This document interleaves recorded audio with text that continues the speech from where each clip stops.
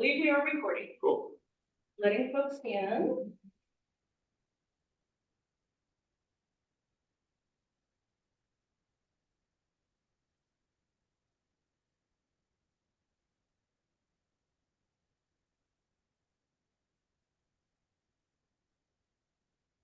Great. And it's Welcome, recording. welcome everybody.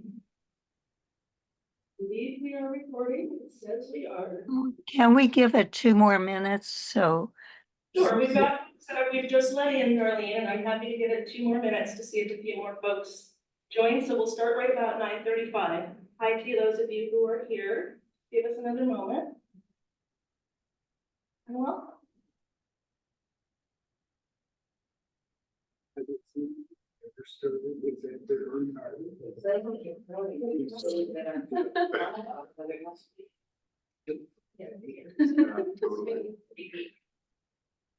Perfect. Okay.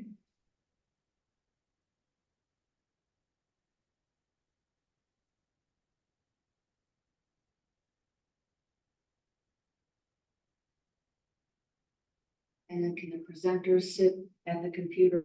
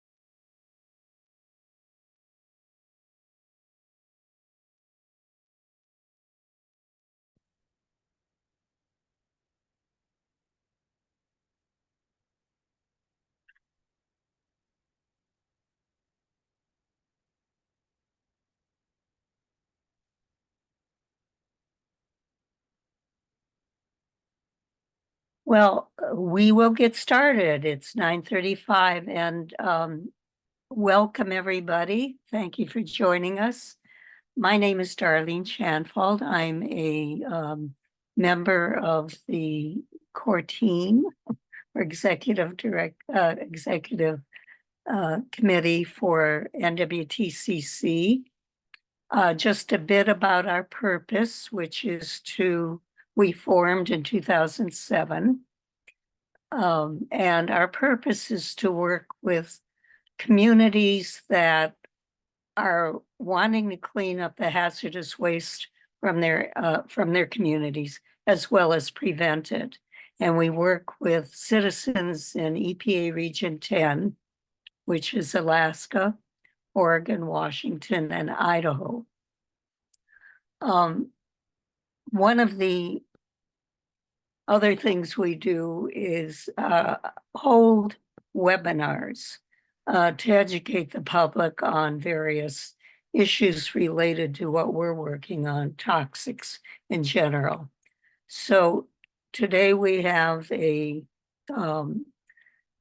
program that BJ and Jennifer Johnson worked on to set up. I will introduce Jennifer. She is our new executive director. Jennifer teaches writing at Peninsula College in Sequim, where she lives. And she's, as I said, our new executive director, and she's very heavily engaged in environmental issues in her community as well. So we're very lucky to have her, and I'm, because of our time challenge right now, I'm going to quickly move this off to Jennifer to let her introduce the program.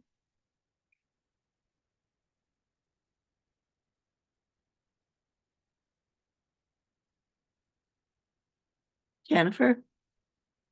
Let's see. Hi. Okay. Sorry about that.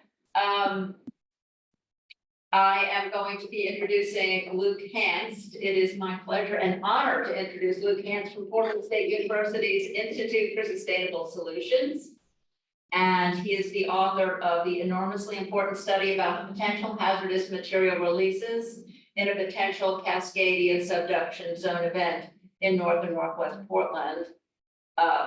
County officials acknowledge his report as the first to investigate the threat of toxic gaseous chemicals in a major earthquake. And this report has caught the region's attention about the need to focus on the issue of toxic storage, considering the possibility of the impact of Cascadia subduction zone earthquake.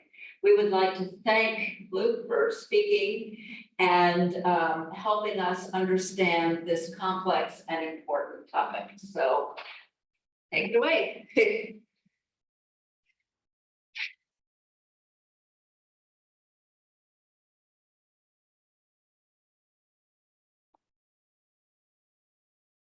Bring up Luke's presentation in a second.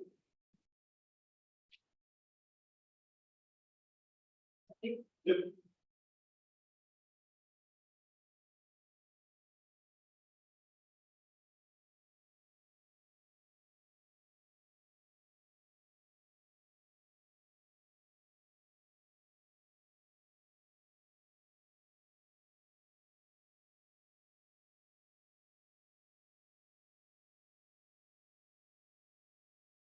Hi, everybody. Thanks for having me. Are you able to see the slides okay here? If I go like that, you're seeing the next slide? Yes. Cool, thank you. Well, pleasure to be here, and thanks everybody for setting this up. So, my name is Luke Hanst. I'm a coordinator with the Institute for Sustainable Solutions at Portland State University, especially on our resiliency team there. So I'll talk a little bit more about the Institute in a minute, but to give an overview of the talk today, I've broken it into three parts. Part one is kind of giving an overview of the seismic risk in the Portland metro region and kind of extrapolating that to Oregon. And then starting with a case study example of the critical energy infrastructure hub, which I'm sure many of you have heard of at this point, but it's a large petroleum storage facility along the Willamette River. It's very important to Oregon's energy. So I'm going to use that as a case study to kick us off. It's very well researched and it's been investigated for more than a decade at this point. Once I've talked about that case study, I'll move to part two, where I'll kind of present all of the information that we uncovered in our reports of Multnomah County. And then from there, I'll switch in part three, I'll switch back to the critical energy infrastructure hub to talk about support that my institute has provided to the Oregon DEQ in a law that was passed to start mitigating the risk at those facilities. And I'm going to try and use that as a way to understand a potential avenue forward for other hazardous materials that are stored in Oregon in our seismic regions. Anything else to say? Yes, I am sorry, this is probably going to be a bit dark, and these are some very unfortunate and often scary and depressing scenarios that I'll be going through today. So it can be a good way to wake up in the morning, but it's been an eye-opener to dig into these. So a little bit about my institute. We are the Institute for Sustainable Solutions. We're a small research institute at PSU, and we're really focused on bringing the expertise and passion of our PSU's faculty and students to work on applied projects in the region. And we're really emphasize looking at long-term transformational change through a lens of deep partnership engagement and building what we call collaborative capacity, where we get people together, we help them work together, they can build out trust that can come in and support their ability to respond to disasters, prepare for disasters, or otherwise address wicked problems that require the collaboration of a lot of different stakeholders. So it was a great pleasure to work with my team on all these issues, but I'm going to start off. So as everybody here I'm sure is aware, is that the Pacific Northwest is at risk of a large subduction earthquake from the Cascadia subduction zone, which, not going to discuss all of the geology here, but it has a threat of up to a magnitude 9 earthquake that could impact everywhere from British Columbia down to Northern California, and has a risk of shutting down large portions of Oregon's infrastructure and harming a lot of people, especially with the tsunami that's expected to impact the coast within 20 to 30 minutes following the earthquake. So at the same time that this earthquake is damaging Portland's infrastructure, it's breaking roads, it's damaging homes and office buildings, it's also impacting our industrial sector. So we've seen in past earthquakes, a lot of damage can happen to different industrial facilities, especially if they're not built to sufficient seismic codes. So here's an example here of closer to a large fuel tank that was damaged. This is called diamond buckling during the magnitude 9 Tohoku earthquake in 2012. And then here's another kind of brief example for you of some pretty significant collapse of large hazardous material vessels in the Wenchuan earthquake in 2008 in China. So, these are just kind of illustrative pictures that demonstrate how when these earthquakes happen, they can really impact our industrial facilities. Sorry. So something that's a little bit specific to Portland and Multnomah County, but does apply in other parts of Oregon and as well in Washington and the Puget Sound region, is that a significant risk from the earthquake is called liquefaction and which leads to lateral spread and other elements. But it's the idea that there's kind of soft, silty soils that have a high water table, and so there's a lot of water. And when the ground starts shaking, the ground turns to effectively liquid or quicksand and spreads out significantly, and large structures on top can move and overtop or kind of sink into the ground and can cause a lot of damage to roadways as well as pipelines and again industrial facilities. So unfortunately for Multnomah County, we're built. It's really important to who we are, but it's also poses a great danger to Multnomah County is that we're built at the confluence of the Willamette River and the Columbia River,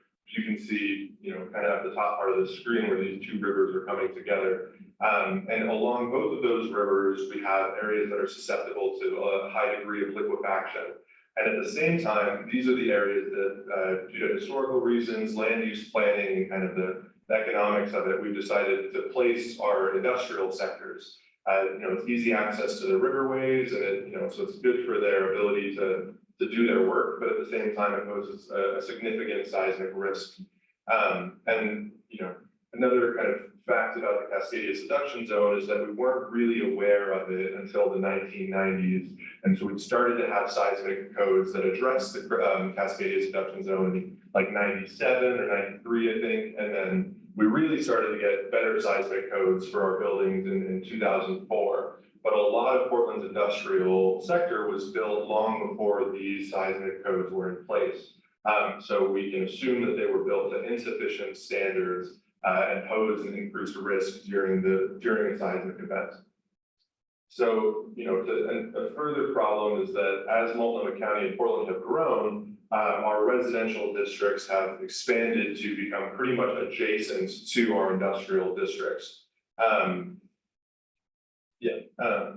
So as you can see here, the white dots represent kind of where people don't live, and you can think of those as our industrial districts effectively here. And the green dots and the orange dots are populated areas. So you can see that we have large residential areas built between parts of our industrial districts in Portland, especially here in Northwest Portland, which is where I'll be focusing.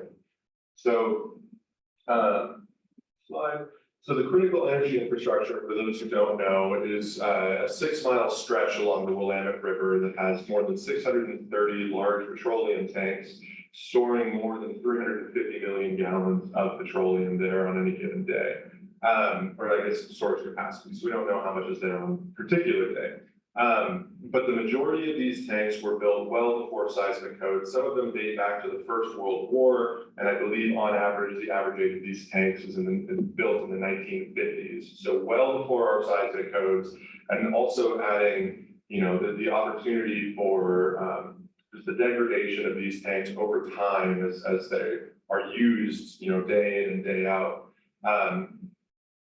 See this next. So as you can see here, this is that 6-mile stretch along the Willamette River. there's about 10 to 12 different oil companies that own these facilities on any given day. These are really, international multi-billion-dollar corporations like Chevron or Phillips 66 or BP. When we talk to these oil facilities, we know that this critical energy infrastructure is really just small dollars for them. It's just a transfer facility that they're not super interested in.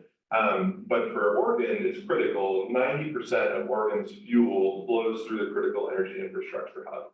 So, we are utterly dependent on it for all of our energy needs, as well as all of our airplane jet fuels are, also things like cement and concrete mixtures all flow through the critical energy infrastructure hub. So, it's essential to our state, and it's also, as I've said, in this really vulnerable area that's at a high seismic risk, and built at insufficient standards. So it is anticipated that when if the Cascadia subduction zone of a magnitude 9 event happens, there will be a release of around 190 million gallons of petroleum. And that is roughly equivalent to the Deepwater Horizon spill, which occurred over, weeks to months. And this would all happen in, the span of a day. So with the release of that much petroleum and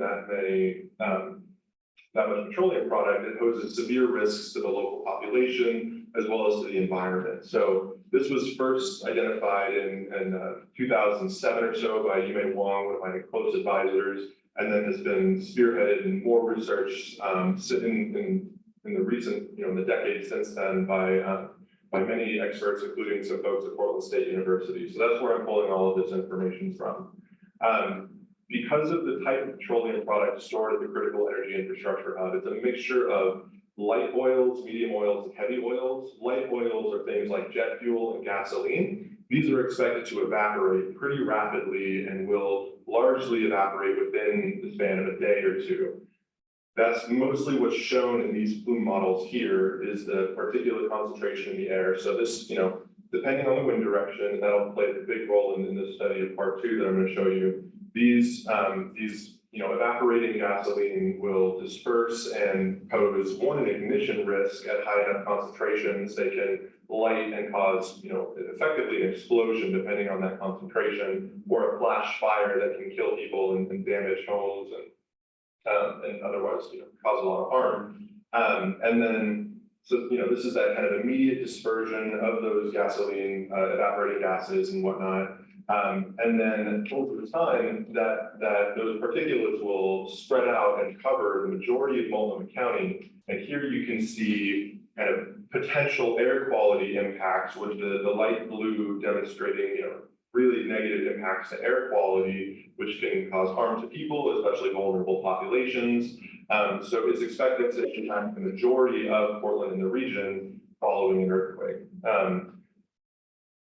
This is bad news. We'll talk more about, toxic inhalation hazards in part 2, which pose an even greater risk to air quality. But as you can see, those light oils can harm a lot of people over a broad area.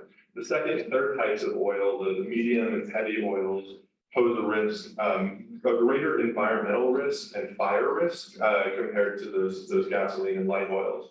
So in particular, it's expected that roughly half of the petroleum that's released from the critical energy infrastructure hub will enter the river. And this has different scenarios. On the left here, you can see the summertime scenario, and on the right, you can see the wintertime scenario. These medium oils will travel with the water.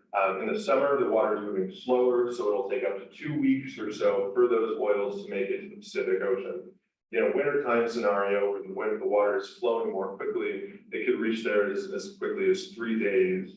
Along the way, this oil is depositing on riverbanks, the riverbed, contaminating animals and plants and whatnot along the way, and will be incredibly harmful to the environment. And a report in 2022 by Echo Northwest estimated that pretty much just the environmental cleanup costs would exceed $2 billion.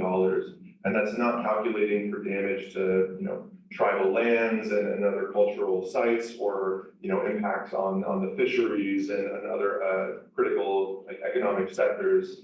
So, once it reaches the ocean, it's going to spread out along the coast and continue to cause harm. see what's next. So this is just, as I said, kind of a case study to look at. This has been well researched, and what I'll talk about in part 3 is that, following a decade of research, Oregon legislature passed a law, Senate Bill 1567, which went into effect this year to require these fuel facilities to conduct vulnerability assessments and mitigation plans to make sure that they are resilient to a seismic event. So this, again, is well researched, and I've had the pleasure of getting to work with some of the folks who did that research. But now we're going to move on to part 2, and this is where my research took place and my team really focused. And this is much less well researched, and is in a much earlier phase of understanding the implications of this, and really just trying to begin to inform the public about this and start on that road towards hopefully legislation to minimize this risk for people. So this report actually has a kind of an interesting backstory. It was performed for Multnomah County between 2022 and 2023. And it actually began as an evacuation plan for a community like known as Lindell neighborhood, which is right adjacent to the critical energy infrastructure hub. We wanted to know, where should these people go in the event of a Cascadia subduction zone earthquake when the CEHE hub is on fire and all these gases are released into the air?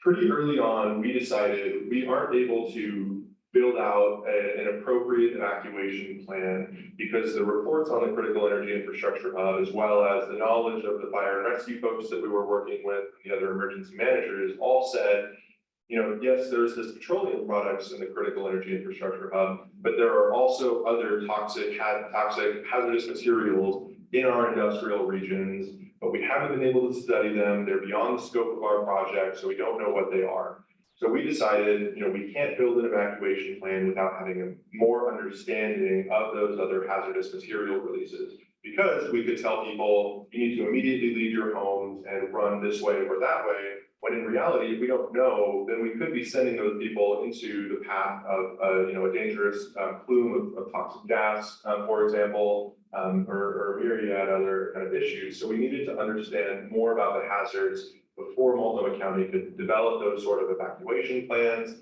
This was also really important to Multnomah County so that they could know where to place disaster resource centers, which are effectively, places that people evacuate to and can get resources and assistance following an earthquake. Multnomah County wants to be sure that those disaster resource centers are in the safest possible areas of the county to minimize the risks to people who go there. So that sets the stage for why we did this report. And then some of the goals that we set for it were, one, to increase that collaborative capacity among HAZMAT folks so that they would have a better idea of how to work together, and there would be that trust developed to help them in this mitigation process as well as in response and recovery efforts. We also wanted to better understand, what are protective action recommendations? What can the public do following a hazardous material release to protect themselves? And then, just kind of recommend some next steps for what we think should happen after this report came out. You can see on the right, we had a really solid team of people, a couple folks from ISS, including Yume Wong, who was critical to identifying the CEHE hub, and then some folks from Multnomah County, especially Alice Bush was our critical partner there. And then we worked with some great folks at Portland Fire and Rescue, the Oregon State Fire Marshal, and then especially the bottom one, the Defense Threat Reduction Agency is in the Department of Homeland Security, and they did the modeling for us for where these chemicals would go following their release. I'll say all of the information for how we accessed our data and where we got it from is included in the Multnomah County report, which you can find online. And I'll get folks here a link to so that you can check that out. And it has guidance on what information you can access and then what is not really available, which actually leads me directly into my next slide. So part of the reason that this material hadn't been well researched before is that a lot of the information is kind of controlled or classified information or kind of falls in the category of for official use only. So things like the name of a facility, the exact facility location, or the location of a storage tank in that facility, the name of a material even sometimes, especially when we're showing it in a plume model, or the quantity of the material, these things are all all hidden and protected and not available for the public to see. This is primarily to protect from like nefarious actors or terrorists who might try and use this information to, cause really massive harm to the population. So there's good reason for it, but it also inhibits our ability to understand the risk as much as we might want to, especially as members of the public. So in order to kind of get around this, we use largely pseudonyms. So we refer to facility 1, 2, 3, and 4, and we refer to the material using pseudonyms as well, like chemical 1, chemical 2, or so on. And we don't provide quantities, as we don't provide exact locations to the best of our ability, and so on. And then here on the right, actually,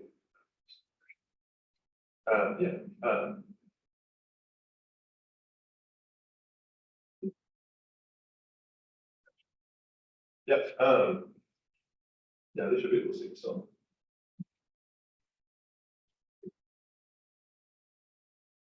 Oh, sorry, what's it?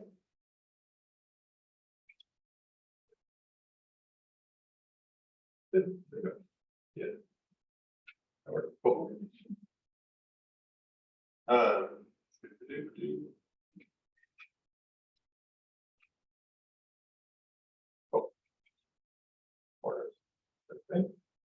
And so here on the left, you can see, now you can see me too, I think. Or here on the right, you can see this is the study area that we were focused on. So you'll remember this from the first slides where it was all that red and orange of the high liquefaction and increased damage from an earthquake zone. Because we were interested in the CEHE hub and evacuation potential for the people in that area, this is the region we focused on, and these are the facilities that we really we emphasized in our research. One of the first findings that we had that kind of really started to be like, wow, this is a big problem, is that a group for the Local Emergency Planning Committee, or LEPC, these are kind of every county has a LEPC, and they all help to connect emergency managers to hazardous material facilities in that region. Every LEPC has an emergency response plan that discusses what are our high-risk facilities, what are the communication channels we would use following an emergency to communicate with them, so on. Fortunately for us, just before we started work on this report, our LEPC had done updated their emergency response plan and had gone through a whole process of identifying their top 70 highest risk facilities. Those are marked here in the black dots. And then as you can see, the red is our areas of high liquefaction risk. This is during a summertime scenario, so it's kind of a better situation. The water tables are a little bit lower, and you can see there's more green in parts here. So that's largely due to the summertime scenario. But as you can see, a lot of Multnomah County's highest risk facilities are in areas that are very susceptible to liquefaction.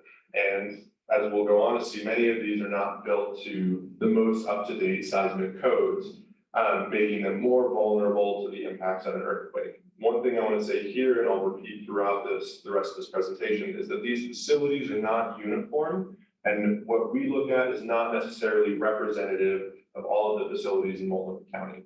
So these 70 facilities contain a mixture of things like toxic inhalation hazards, which I'll talk about in a second, large like explosive risks from diesel tanks, as well as acids or bases and other kind of solvents, and then I think that's the majority of the categories. So that there are a range of different types of hazardous materials, and there are a range of quantities that those materials are stored at. So some of these are, much smaller than others. They're not uniform here. And again, they're not uniform or representative of the 1,100 total hazardous facilities in Multnomah County that we know about. So, we're kind of zooming in into a worst case scenario here. But as you can see, there's a lot of potential scenarios here. There's a lot of different facilities that might be vulnerable storing different materials. So it really encourages us to continue this research, as well as outreach to these facilities to better understand what's going on at each one of these black dots so that we can make our community safer. Again, just to reiterate, these black dots are also really close to those really dense residential areas in Portland and Multnomah County.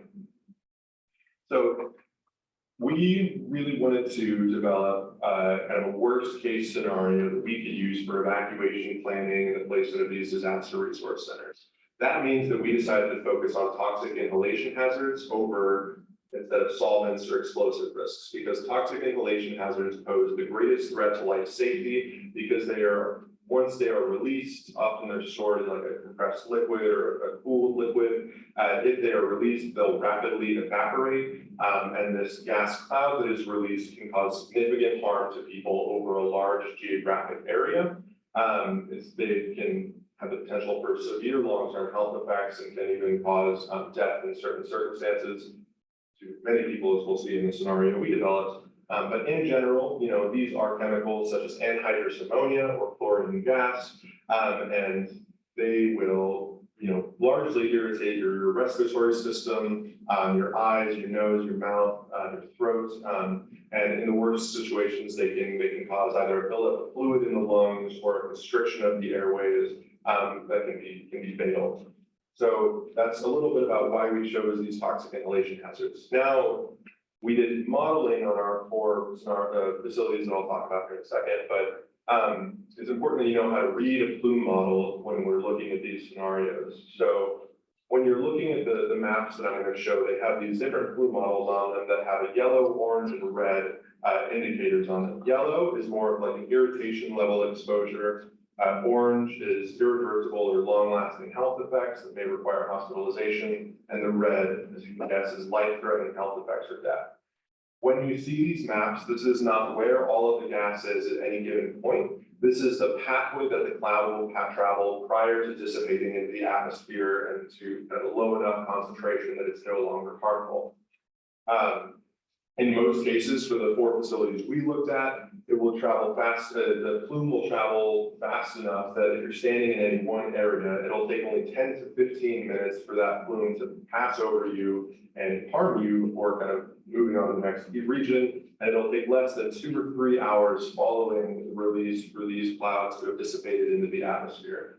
So that's a lot of information right there, but just to say, it's not a representation of where the gas is at one point, it's the pathway that it will travel prior to dissipation. Up next, we really wanted to develop a worst case scenario, really just to get an idea of what could happen, what are we looking at here. To do this, we chose the 4 highest risk facilities in that Northwest area. I had a slide on this, but it ends up getting really in the weeds and complicated, but suffice to say that we looked at the 4 facilities that have the largest degrees or largest quantities of toxic inhalation hazards and that met our criteria for being seismically vulnerable. Part of the problem right now with the state of the research on these hazardous facilities is that we don't have a great way to assess vulnerability without being able to go to the facility directly, identify what kind of tank do you have, where is it stored, how big is it. So instead, we had to rely on a proxy, which we use the age of the facility. In Oregon, it's easier to do this because we know that things built before 1993 are not built to appropriate seismic codes, and things built before 2004 are not built to the best possible codes and are especially not built for liquefaction risk.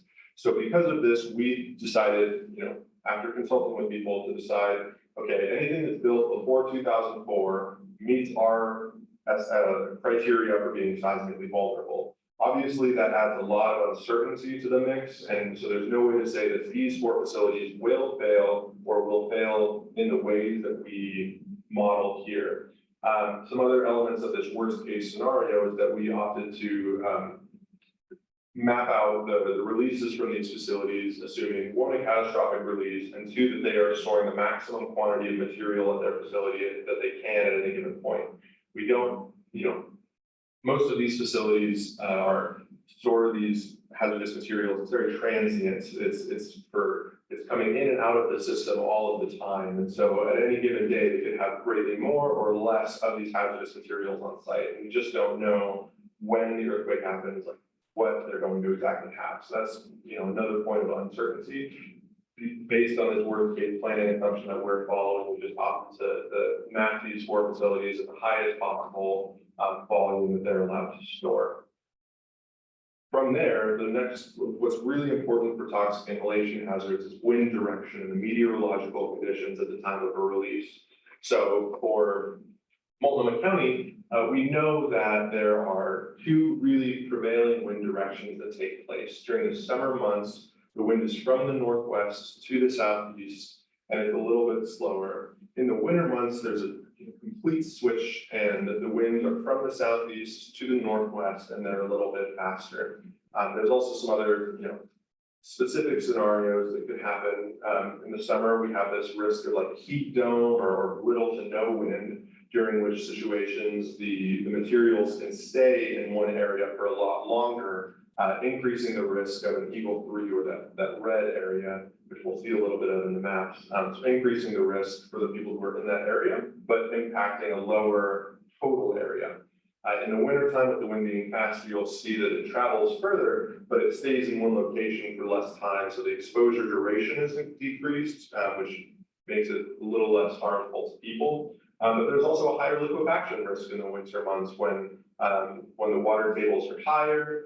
This can increase the effects of liquefaction and potentially do more harm to facilities. So it's just some different elements that come with that scenario. There's also the potential for a lot of other meteorological conditions, and you'll see this in the maps, but there's a chance for a strong easterly or westerly wind, or as I said, no wind, or it could be raining, or it could be foggy. All of these different meteorological conditions can have a significant impact on these hazardous material releases and the gas clouds that follow. So we opted to just look at like, what are the two most common things? And this covers like 95% of the weather in Multnomah County. But there are other scenarios that could take place that are certainly not covered in these scenarios. So without further ado, our first scary slide of the day. This is a summertime release scenario. This is a summertime release scenario of our 4 high-risk facilities that we chose in the Pacific, in the Northwest Industrial District of Portland and Multnomah County. This is for a random day in July, 5 p.m., 90 degrees, nice and warm, mild overcast, pretty low humidity, and a kind of a gentle wind into the southeast. As you can see, there are really significant life safety risks associated with the release of these 4 facilities. This is assuming the maximum quantity and a catastrophic release. But as you can see, because there's a lower amount of wind, you can see on facility 1 and facility 3 that the spread of these materials ends up being a bit more of a radial pattern. It stays in the same area for longer and can potentially cause more harm to the people who are affected. So in these casualty estimates, we see a lower number of possible injuries, but a higher number of possible deaths compared to the wintertime release scenario that we'll talk about. The other things I'd like to point out in this slide in particular are one, when we first got these slides, Alice Bush at Multnomah County was like, where's Eagle 1? Where's the yellow? Where's the irritation level exposure? And the feds that we were working with said, oh, we opted not to include them. It covers such a great area that it makes it, really hard to tell what's going on. Alice, being Alice and really driven by all of this, was like, no, we need to know, like, what does that irritation map look like? So after some back and forth with the federal agency, we were given this map, which shows the potential for irritation exposure to the population. As you can see, this travels many miles and makes it well outside of Portland and Multnomah County, down over West Lynn, Lake Oswego, and covering a significant portion of the population. So that's why the irritation exposures are in the hundreds of thousands of people potentially exposed to what's effectively a mild form of tear gas, where your eyes are watering, your nose is inflamed, your throat is itching or hurting, and that can cause greater harm to vulnerable populations like people with asthma or folks who are on durable medical equipment and need respiratory support. So it can cause significant harm there. The next thing that you can begin to see here is, well, there's really significant overlap here between facility 1 and facility 3. There's that area of yellow overlap there. What does that mean for the people who are being exposed to both of the releases from both of these facilities at the same time? This is an issue that came up throughout our report when we're looking at multiple potential releases. And when we talk to the federal agency about it, effectively, the state of the science right now is not able to appropriately model what happens when two different chemicals overlap. They don't know for certain. We can assume that, being exposed for either twice as long or twice as many chemicals is going to cause significantly more harm. And we were able to, in this case, because facilities 1 and facilities 3 have the same material stored in them, they were able to show us what a combined model of those two releases would look like. And as you can see, the equal to, or the possible injuries from facility 1 are expanded due to the way that the kind of the concentration in the area stays at a higher concentration because of the release of beta materials. But again, facility 4 is having a release here at the same time, has significant overlap with these, but we're not able to model that. So we know that there's a great potential for harm here and that it can cover a really wide geographic region. And you can see also that it goes beyond multiple counties. So this is not just a multiple county issue. This is multi-jurisdictional, which means that it's really important that we have cross-county collaboration, but also that we have direction for state agencies. All right, so that's it for the summertime release scenario. Now I'm going to move on to the wintertime release scenario. These are the same 4 facilities, but it's now the wintertime, so it's a cold day, 28 degrees, but still a pretty low humidity, kind of a cold and dry day. Those are my favorite ones.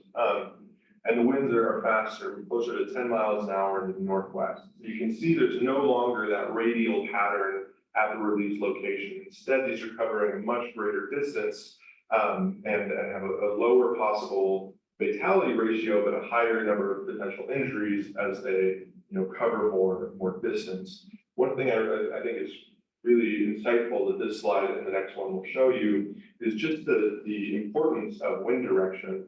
If it was, even 10 degrees changed in the direction of this wind, these plume models would show, facilities 1's plume going over Scappoose or Warren and impacting those communities. Instead, facility 1 kind of largely goes over this kind of more wetland and uninhabited area. But depending on that wind direction, there's slight variations. You can see a really significant difference in the life safety risk.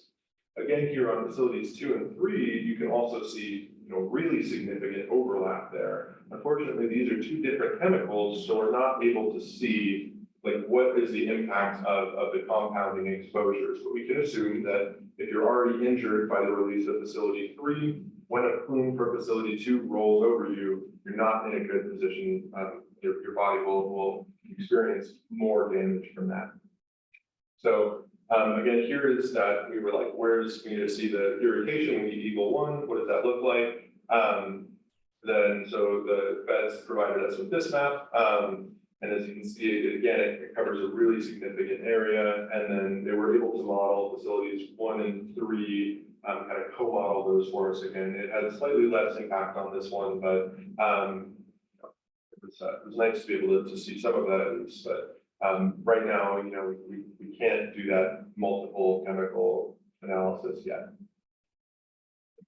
So those are the big scary scenarios that we developed, but we know that there's a lot of limitations there. There's limitations in the meteorological conditions. Where is the wind going? Is it raining? Rain can have a huge impact on these gaseous clouds. They can make them much less harmful, or they can contain them significantly.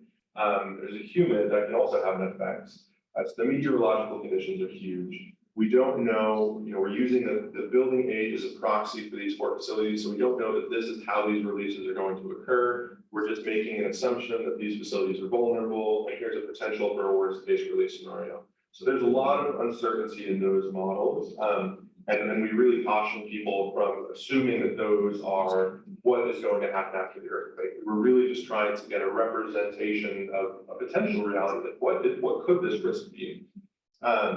From there, we started to look towards, what do we tell people to do? What are the protective action recommendations people can take in order to protect themselves and their families in the event of such a release? In general, there are 3 different protective action recommendations that the community can be given for a hazardous material release. The first one, evacuation, pretty self-explanatory. You leave the area before major exposure takes place. And, you can re-enter the area once that gas cloud is dissipated harmless or to harmless levels. There's a lot of issues that arise when we take into account that this is a post-earthquake scenario that we looked at here. Roads are damaged. There is no communication infrastructure. Multnomah County cannot communicate to the public to tell them, where a release is or where that release is expected to go. And worse than that, the facility themselves are not able to communicate to Multnomah County to tell them that they've had a release. So there's really so much uncertainty that it's hard to tell people, like, you should evacuate and where you should go. Again, because we only looked at these 4 facilities in this northwest area, but when you saw the map of the 70 facilities, it covered all of the edge of North Portland. And that means, like, we don't know which of those facilities had a release, where should people evacuate, how long they need to evacuate for, huge uncertainty there. The next kind of most common form is shelter in place. So this is the idea that you go to a sealed environment in your home, often like an indoor bathroom or something where there's no exterior windows, and you seal off the gaps in the doors and any vents in the room with plastic and duct tape or wet towels in an emergency. And you stay there. And at some point, the cloud passes over your house. You can see that in this bottom right kind of visual. And it's safer to be inside in your sealed environment. But after the cloud passes over, it can actually be harmful. You need to then leave your house because there are more materials inside than there are outside. You can see that in like house A. At this point, people who are in house A there should go outside because the air is cleaner out there. Again, in an earthquake scenario, there are really significant limitations to enacting this protective action. One, people's houses are prone to damage during an earthquake. There could be cracks, the windows and doors could be damaged, all of which can inhibit their ability to serve as a sealed environment.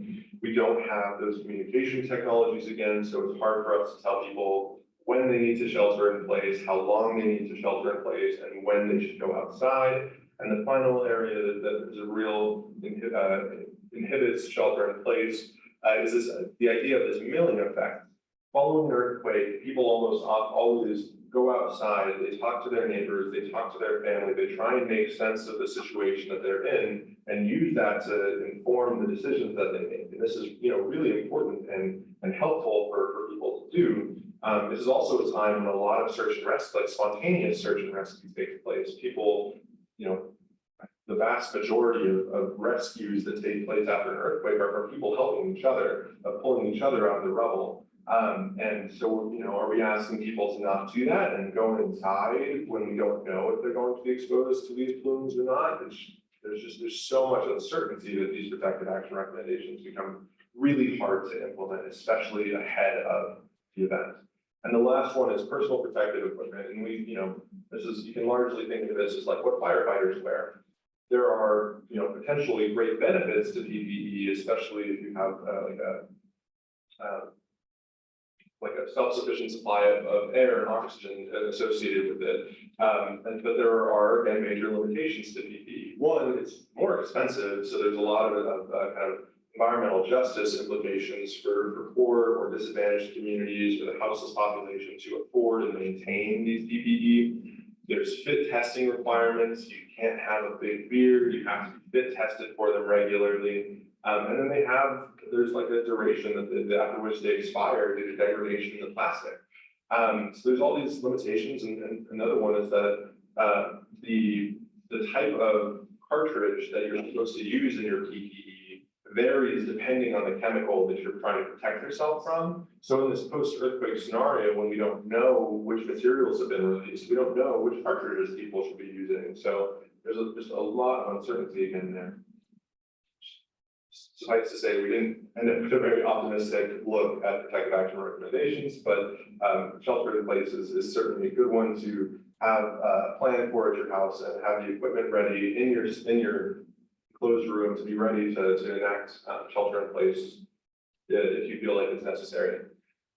There are some health and medical considerations for after exposure.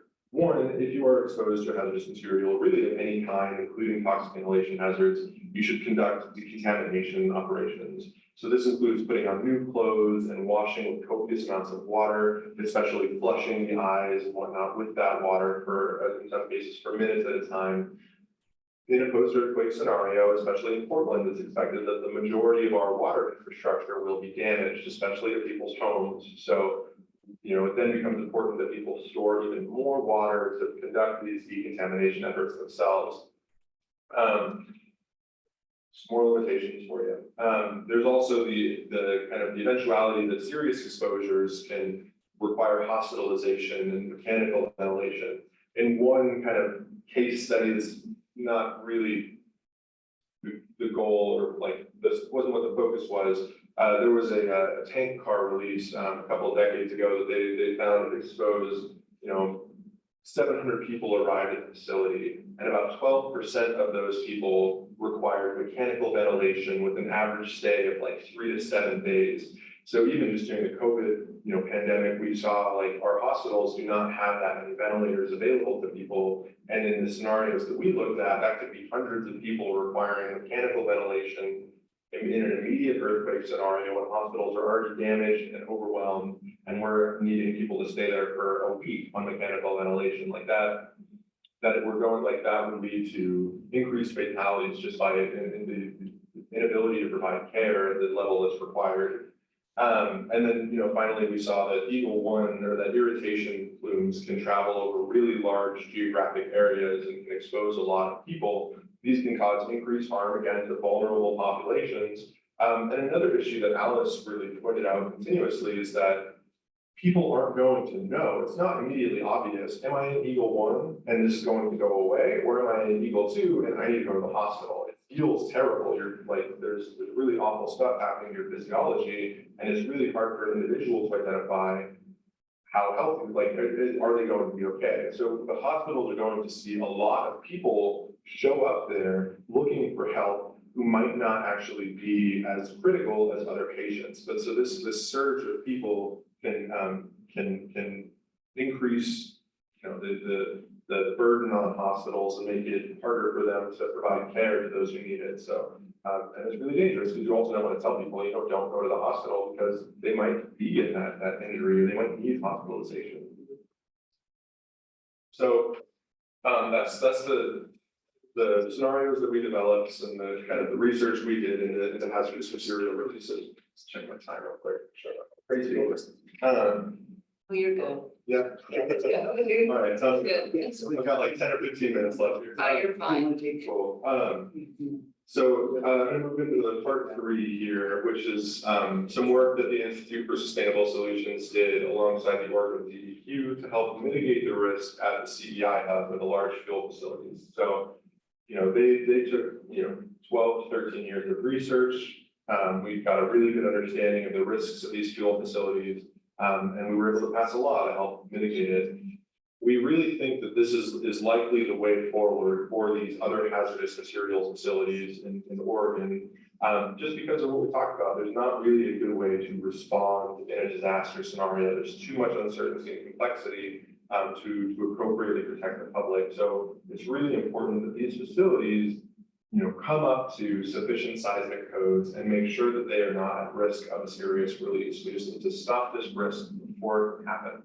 So that's where we think a similar model to this law could go into place. So in 2022, Oregon passed Senate Bill 1567, which established the Fuel Tank Seismic Stability Program. This gave the Oregon DEQ regulatory authority over those large petroleum tanks. And requires those large petroleum tanks, especially in the CEHE hub, to submit vulnerability assessments and mitigation implementation plans.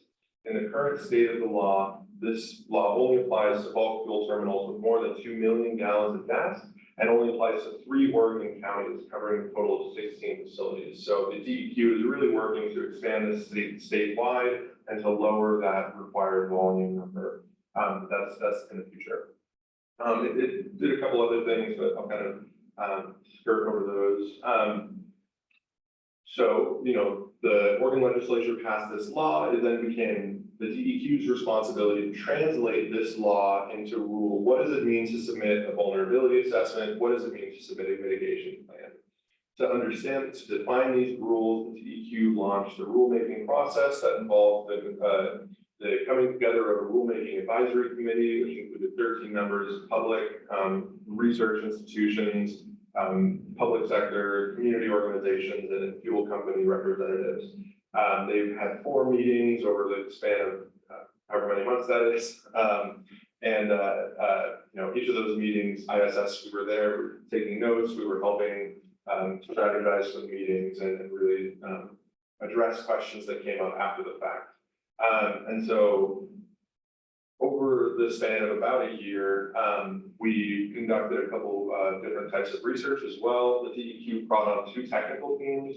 The first one was Haley and Aldrich, who conducted an engineering research summary. They looked at what are all of the different laws and codes in place to what are all the different building codes that these facilities could be constructed to, or what should we require them to build to in an engineering sense. And then my team over at ISS conducted a policy and environmental justice review, where we looked at what are international policies or guidelines effectively to minimize risk at these facilities. There was a public comment period, and eventually the rules were adopted as proposed on September 14th, 2023, and we'll start to see the first round of facility submissions this June. So we conducted a literature review. We looked at other laws, including especially ones in California, like modems and CalARP that have seismic requirements for hazardous material facilities. We did a lot of research into international policies from the UN or others, just to figure out what does it mean to do things like minimize risk.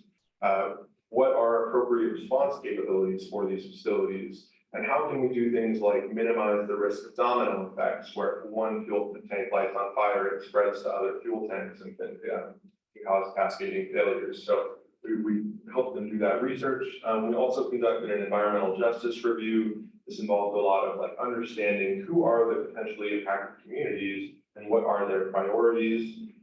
We use this to help propose recommendations to the ZEQ, both for how the rule could be written and for kind of future avenues those rules could go down. And then we hosted a community and industry workshop where we had some representatives from industry and community in the same room, which was really interesting and a bit frightening at times too, when you hear the industry say, there is no risk here, we are already safe, and then researchers in the community are saying, we don't think so. All look at all these reports that say you're not safe, and they're like, we don't know what you're talking about. It was very odd. But that helps, we think, to begin to build a little bit of trust and again, identify community priorities and some funding sources. But it lacked long-term support, so there really hasn't been too many kind of continuations of that work, although the community organizations involved continue to drive on this issue really heavily. Since those rules were adopted, my team has really switched over to the left side of this slide, where we're assisting with implementation. We're assisting with the review process. We're convening a panel of experts at PSU, largely geotechnical experts, to help review the vulnerability assessments and the mitigation plans of these facilities, and are really working to help create the next generation workforce to help DEQ and others to address these issues around Oregon. Some interesting things we've been able to start doing, with that panel of experts, we're able to collect the data from these facilities in a way that has not been possible before. So we're getting new borehole data or structural data from the facilities themselves. So we're working to aggregate that data and make it available to researchers so we can better understand the risk at these large fuel facilities and for things like liquefaction. And then kind of the final point I'll end on here is what does transformational change look like for the critical energy infrastructure hub? Especially, that one is large fuel facilities. What do our green energy goals and our carbon reduction goals mean for a place like the CEHE hub? Right now, the rules will have them mitigated for seismic risk in the next 10 to 12 years. But what does that place look like in 20 or 30 years, especially if we decide to distribute our fuel infrastructure over more of the state to make ourselves more resilient? So there's a lot of questions there that we're trying to understand and grapple with. And then, maybe, more importantly is what does the future now look like for those other hazardous material facilities, the ones that we modeled in Multnomah County? How can those be made safe when they're critical to our communities. Their refrigeration warehouses or sometimes breweries that have these materials need them. They have to stay here. What does it look like for us to move towards laws and regulations to make sure that those facilities are safe? So that's the end of my talk. Thank you very much for listening. That was wonderful. Yeah, sorry, I'm a little over time there. No, you're perfect. That was wonderful. Thank you so much. Yeah. I learned a lot. We have a few minutes for questions, if anybody wants to ask a question of Luke.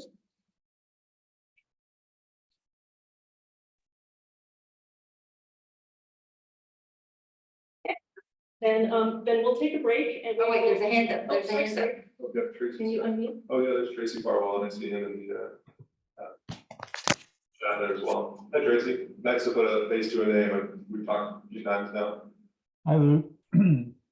I really like it. Every time I call you, you pick up the phone, you're always there.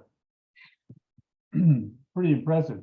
I am interested in getting a better than 50-year forecast, which is what USGS has given us in the Northwest. And I noticed that in San Francisco, they've had 30-year forecasts for a long time. This has the effect of focusing attention on rebuilding infrastructure, particularly after Loma Prieta. But, you know, our exposure in the Northwest is at least comparable, and yet we only have 50-year forecasts. So I don't think it's up to Luke and company to go review all the geophysics data, but I'm thinking USGS can produce a 30-year forecast that will help present company focus on earlier action.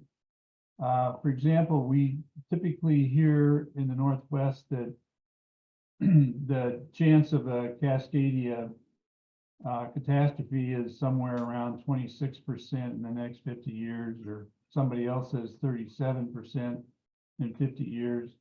And every agency and elected official, they don't look at the percent. They look at the 50 years and heck, we're going to move on to something else. So I just wanted to toss a question in the hopper here to see if anybody knows that USGS is going to give the Northwest the same kind of coverage that they've given in San Francisco and basically all of California. Yeah, thanks, Tracy. Real quick, like you said, you know, that's not something that we'll be focused on, but I was just at the Earthquake Engineering Research Institute conference this last week up in Seattle too. And that was something that came up there, is like, how do you effectively communicate those probabilities to the public? And how do you deal with the uncertainty that's there in that probability? So there are people thinking about it, but like you said, it's taken a lot of time at this point, and hopefully the new Crescent Research Center out of U of O will help reduce that uncertainty. But I think your point too goes to the general idea. We have these different worst case scenarios for the CEHE hub, for these hazardous facilities, or for the earthquake in general. You know, we always assume a magnitude 9 earthquake, when in reality at this point it's probably more likely an 8.5 or 7.9 based on the past recurrence, you know, types of the Cascadia subduction zone. So there's just a lot of uncertainty, and it's an area that research can really continue to push forward on to better understand the probability of these events and the types of events that we can expect to take place. So hopefully we'll continue to do research there. It looks like Laura, you had your hand up. Yes, thank you. I'm sorry, I didn't catch your name because I came in late. I know you're not BJ. Yeah, Luke Hanst with the Institute for Sustainable Solutions. Okay, Luke, thank you so much. I thought you might, I saw your name on the list. I was just curious, excuse me, in that one part of the presentation where you said all this crucial information coming from the industries in the CEI hub, that, you know, what they store, how much is released, all of this is classified information. That was really shocking to me.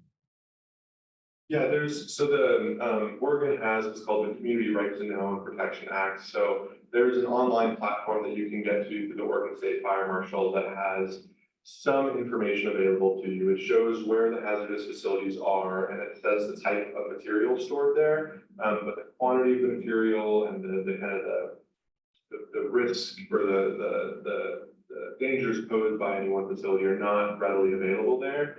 So yeah, it is kind of behind this wall to protect from nefarious actors. But it ends up making it harder for the public and researchers to understand what's going on there. Thankfully, you know, we were working with the federal grant on this and closely with multiple counties, so they gave us a lot of access to this and required a lot of, you know, signatures and whatnot just to get us that data. So it was really great to get this opportunity and figure out what we can share with the public and pass out as much as we can. But it really, yeah, it encourages us to continue to fund research on this information. There was an effort this last legislative session in Oregon to pass a bill that would require statewide study, and the Oregon Business Association actually ended up putting it on their no-go list, saying that this will likely lead to more regulation. So, you know, it was not funded for this year, but hopefully in future legislative sessions, we can get more money to continue and do a statewide study of these. The last thing I'll say too is that hopefully the federal agencies like the EPA or others can move to require these facilities to better account for seismic risks as well as the risks from other natural disasters. Wonderful. Thank you so much for your work. Yeah. We want to make sure to give everybody at least a 5-minute bio break, stretch your legs, et cetera, before the next session begins at 10:45. So if there are any questions in the chat, I'll just ask Luke to answer those in the chat during the break. We'll see you at 10:45.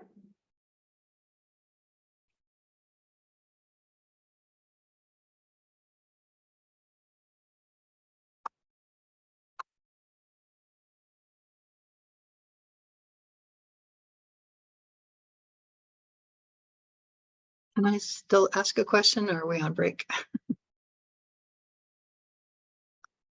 I can hear you. Great, go ahead and put it in the chat. Yeah, so I just wanted to make a comment that earthquakes aren't the only, you know, great risk. We also have accidents that put us at parallel, you know, risks too, which we've had some really close near misses here in the CEI hub. So, I mean, that's another great factor too, that we should be investigating more.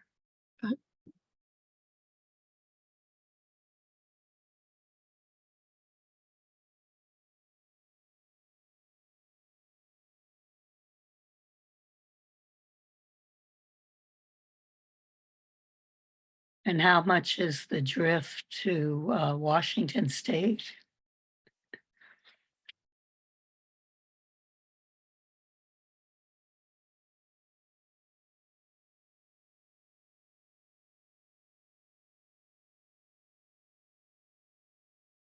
You're on mute.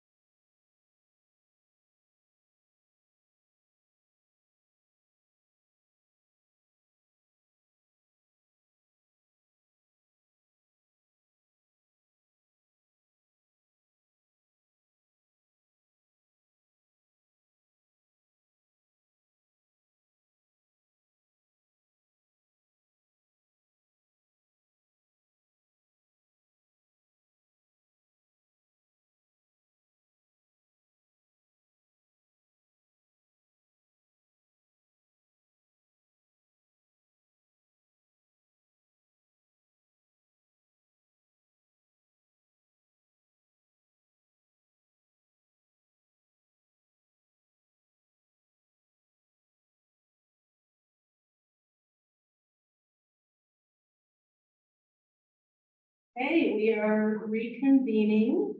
I am going to pass this off to Jennifer again to introduce Michael Lindell. Okay, well, I am pleased and honored to introduce Michael K. Lindell. He's Emeritus Professor in Hazards Reduction.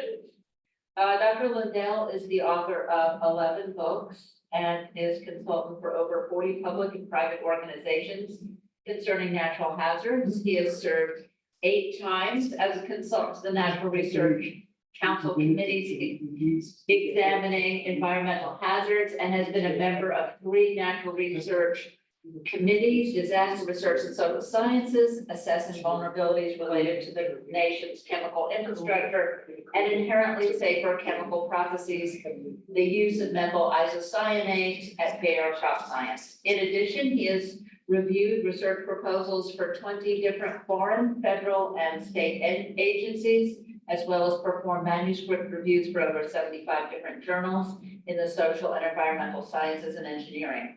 He has written extensively on emergency management and is the author of 80 technical reports, 125 journal articles, book chapters, and 9 books.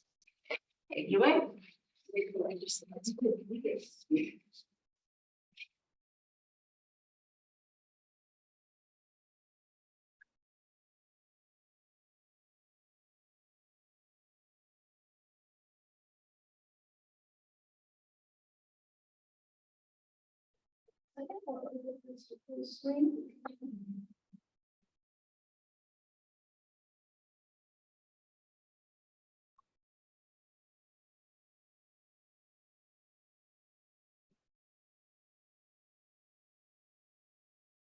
I want to thank you all for coming to this workshop.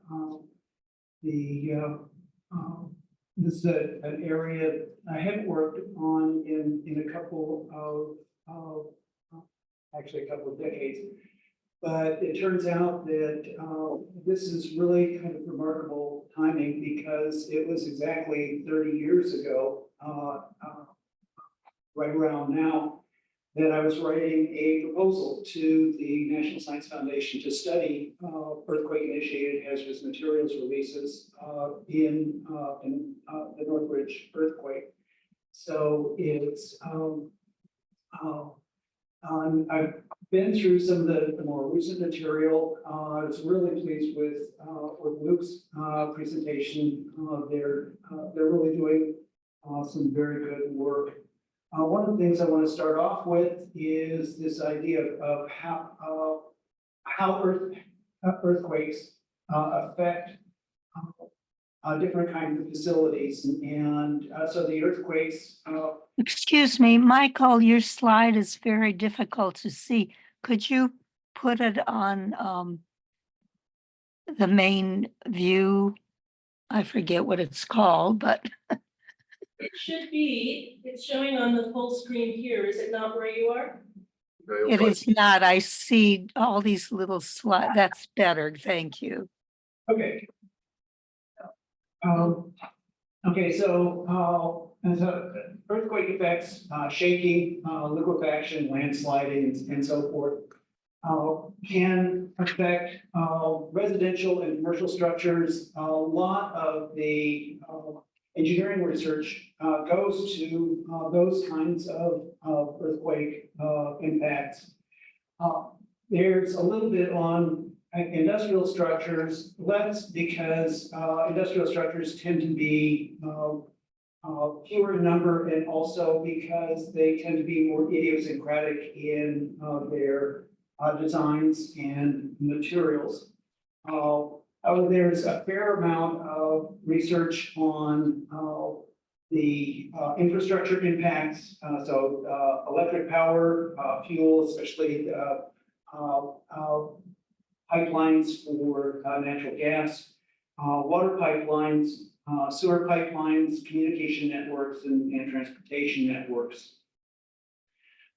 And then one of the big issues here that I'll be focusing on is the way that First of all, that the earthquakes, I can't diagram this very easily in just 2 dimensions, but directly from earthquakes to the hazardous materials facility systems, in addition to the buildings that they're located in, but the tanks, the valves, and the pipes, and then the way that that loss of infrastructure can affect these hazmat facility systems.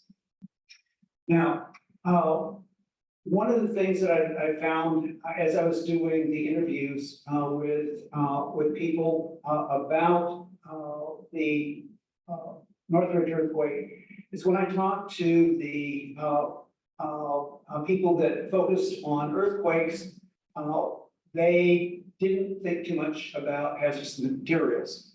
When I talked to the people that dealt with hazardous materials releases, they didn't think too much about earthquakes. And so I have to say that's one of the reasons that I was really pleased with the work that Luke and his colleagues are doing, is that they're addressing the intersection of those 2 streams of analysis. So in a single facility, an earthquake can produce what are called common cause failures, and those that simultaneously fail multiple system components, that is, tanks, valves, pipes, that are normally considered to be independent. So in the chemical process hazard analysis, there will be an assumption that a particular tank will fail, or a particular pipe will fail, or a valve will fail, or that there will be loss of some form of infrastructure, but this will only be one of these system components that will fail at a particular time. Similarly, there's an earthquake can produce loss of multiple forms of infrastructure that are also in most chemical hazard analyses have been assumed to be independent of one another. As Luke mentioned, in the community, there could be simultaneous incidents at multiple facilities that overload the community's emergency response capacity. So especially the hazmat teams and in the fire departments,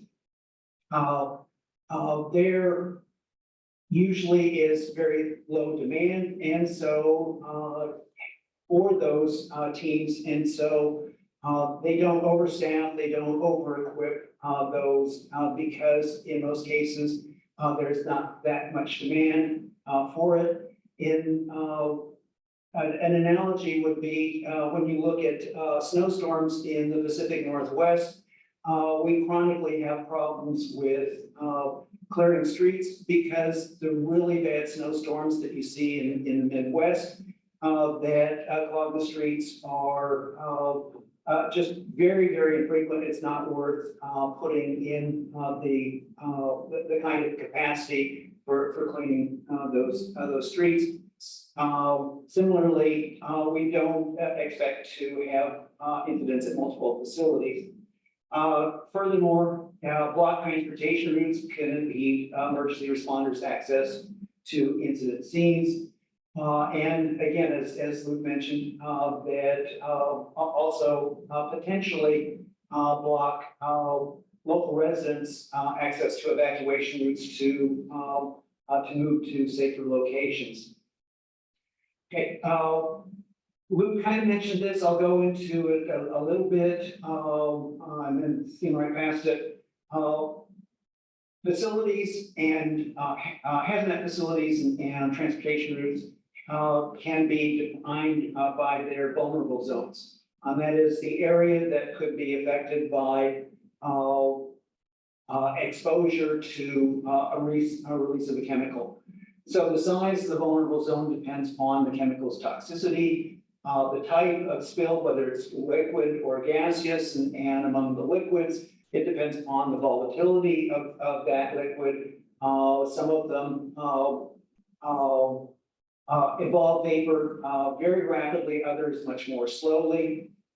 depends upon the quantity released, the release duration. As Luke mentioned again, some of these are what are called puff releases that take place within 10, 15 minutes, 30 minutes, whereas others are protracted releases, which are more likely in something like a pipe that's connected to a large tank, so that the release, it's a fairly small amount that's released, but it takes place over a very long period of time.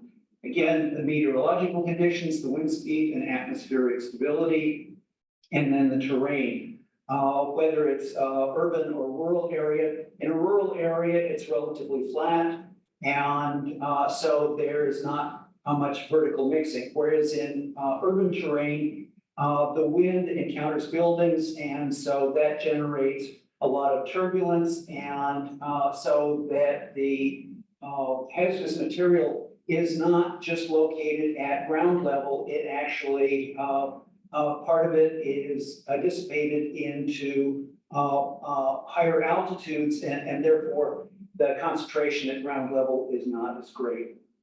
Okay, this, you can see this basically in the slide here. There's a hazmat facility indicated by the dark dot,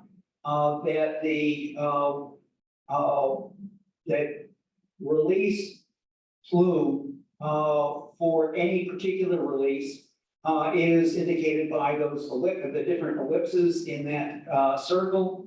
And so the direction of that ellipse depends upon the wind direction. Say if the wind is coming from the bottom of the slide, then the ellipse that points toward the top of the slide is going to be the area that's going to be at risk. Since we don't know the wind direction when we're doing planning, then we assume that the entire circle defined by all of the ellipses is the vulnerable zone. When we get to transportation routes, it's that same idea, that circle, the vulnerable zone is a circle. We don't know which direction the wind is going to be blowing. And moreover, we don't know in a transportation analysis what is going to be the point at which the release is going to take place. So that for a transportation route vulnerable zone, instead of a circle, it's a rectangle that follows the transportation route. And ideally, what happens is that the transportation routes and the hazmat facilities are located away from residential and commercial areas. Sometimes that's true for hazmat facilities. It's rarely true for the transportation routes. Fortunately, for the transportation routes, the quantities available for release from tank trucks is smaller than it is for railroad tank cars, which is generally smaller than it is for the hazmat facilities themselves. Okay, going to the Northridge earthquake, it was a moderate earthquake, a magnitude 6.8. But had unexpectedly large effects because of the horizontal and vertical accelerations. Now for, okay, so what you can see in down near the bottom, this is the Los Angeles area coastline, mostly LA County, a little bit of Orange County. Down toward the bottom right of the screen, up toward Ventura County, toward the upper left. The highest intensity shaking was in the San Fernando Valley, in the city of Northridge, hence the name of the earthquake. But and I'll get to this a little bit more later. If you look at that bulge toward the bottom, where it's right next to Long Beach, the legend Long Beach, that is the port of Los Angeles and Long Beach, port of Los Angeles toward the left side of there, but in that bend there is the port, and then just north of that is the highest concentration of petrochemical facilities. So it's really important in drawing inferences about, well, what can happen in an earthquake-initiated hazmat release to recognize that for the Northridge earthquake, the greatest shaking was relatively far away from the petrochemical, the largest concentration of petrochemical facilities. It's also an extremely large area of petrochemical facilities. And so again, as we've mentioned for Portland, there is an area that has a very low population density. The earthquake caused 57 fatalities, a little less than 10,000 serious injuries, damaged a little over 12,000 structures, and cost over $20 billion in 1994 dollars. Produced hazmat releases in the high impact areas, that is the mortality intensity categories 7 through 9, from 5% of commercial facilities and 20% of industrial facilities. 134 locations with hazmat problems. LA County Fire Health Hazardous Materials Division classified only 10 of the incidents as major. And I'll get back to the qualification of that later. There was only one acute public health threat involving a significant release of a corrosive liquid. Remaining incidents were chronic environmental or occupational threats from releases of flammable liquids or gases. Okay, so getting to the classification of the different kinds of hazardous materials. Class 6, the poison in gases inhalation hazard is the one that is of most immediate concern. Again, Luke mentioned that these are the ones in which there can be immediate health effects due to inhalation, because these, in many cases, are pressurized gases, and so they are released into the atmosphere. They're carried downwind in a plume and can have devastating effects on the local population. The classic example and what actually led to the formation of local emergency planning committees and the Emergency Planning and Community Right to Know Act of 1986, also known as SARA Title III, was the incident at Bhopal, India, where methyl isocyanate was released and killed many people and had devastating long-term health effects. Because it was pressurized gas. Okay. Others are flammable gases, flammable liquids, and combustible liquids and corrosives. Not the instantaneous threat that toxic gases, especially pressurized gases, are, but they're still major hazards, particularly to the degree that their volatility generates a toxic gas that is carried downwind. In the Northridge earthquake, petroleum and natural gas pipeline failures were mostly associated with old wells. Again, this, I've said this before, it gets back to what Luke was saying. Old facilities are the biggest problem. The older wells are not only aged, but they use inferior technologies. Two of the three most significant petroleum spills were in urban areas and where oil combined with water from ruptured pipelines and water and oil pipelines and one of the spills ignited. The other significant petroleum spill was in a rural area and dumped a lot of oil into a inland water body.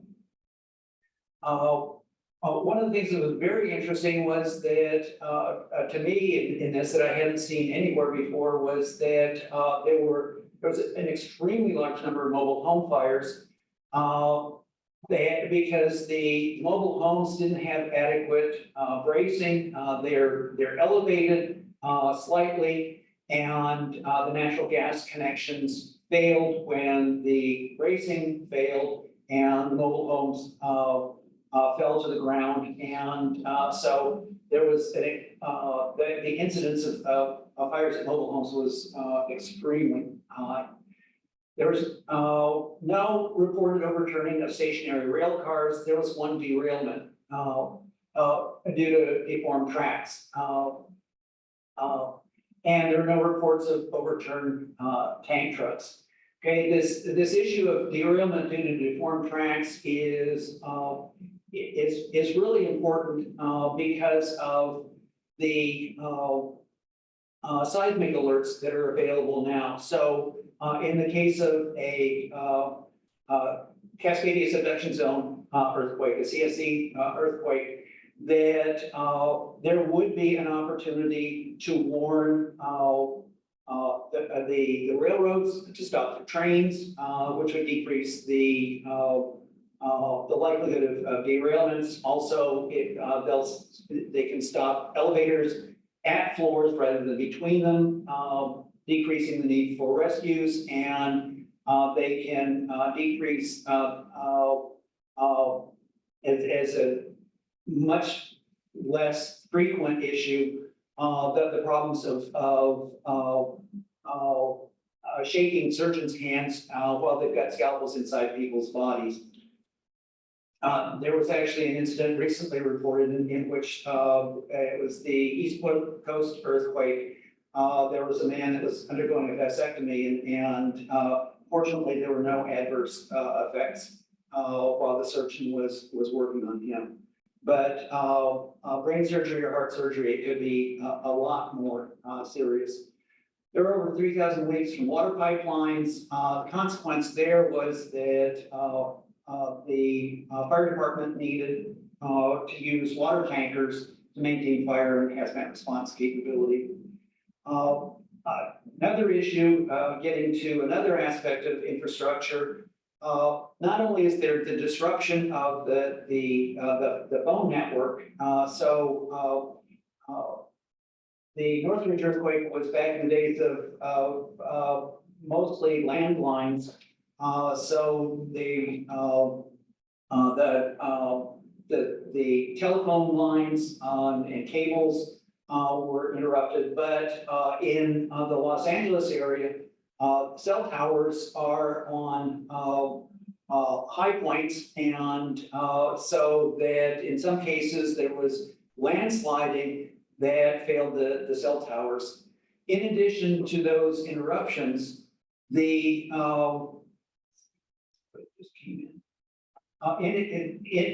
the interruptions in the infrastructure, so that the capacity was degraded, there was a huge increase in demand. So that the phone systems increased substantial demand during the day of the earthquake. Again, as Luke mentioned, milling, people trying to figure out what was going on, how are their friends and relatives and neighbors doing, and what do people think ought to be done to respond to the incident.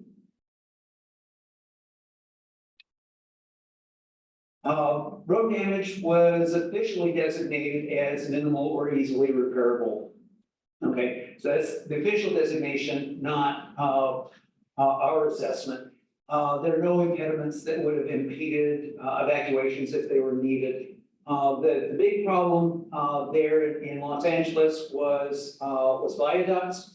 Or bridges, and especially on freeways, the overpasses, there were some that failed, and so that people needed to take service streets rather than freeways. That was a major inconvenience, but was actually repaired far ahead of expected schedule.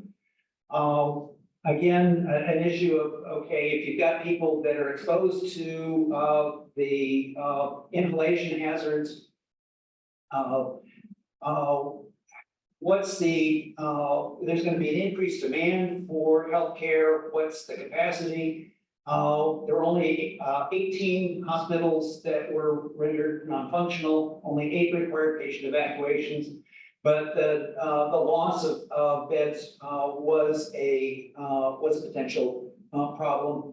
Again, going back to the fact that there were not, there were plenty of injuries, but not excessive injuries, and especially not injuries requiring specialized care, such as what you would expect from toxic inhalation hazards. After the earthquake, we worked with the LA County Fire Health Hazard Map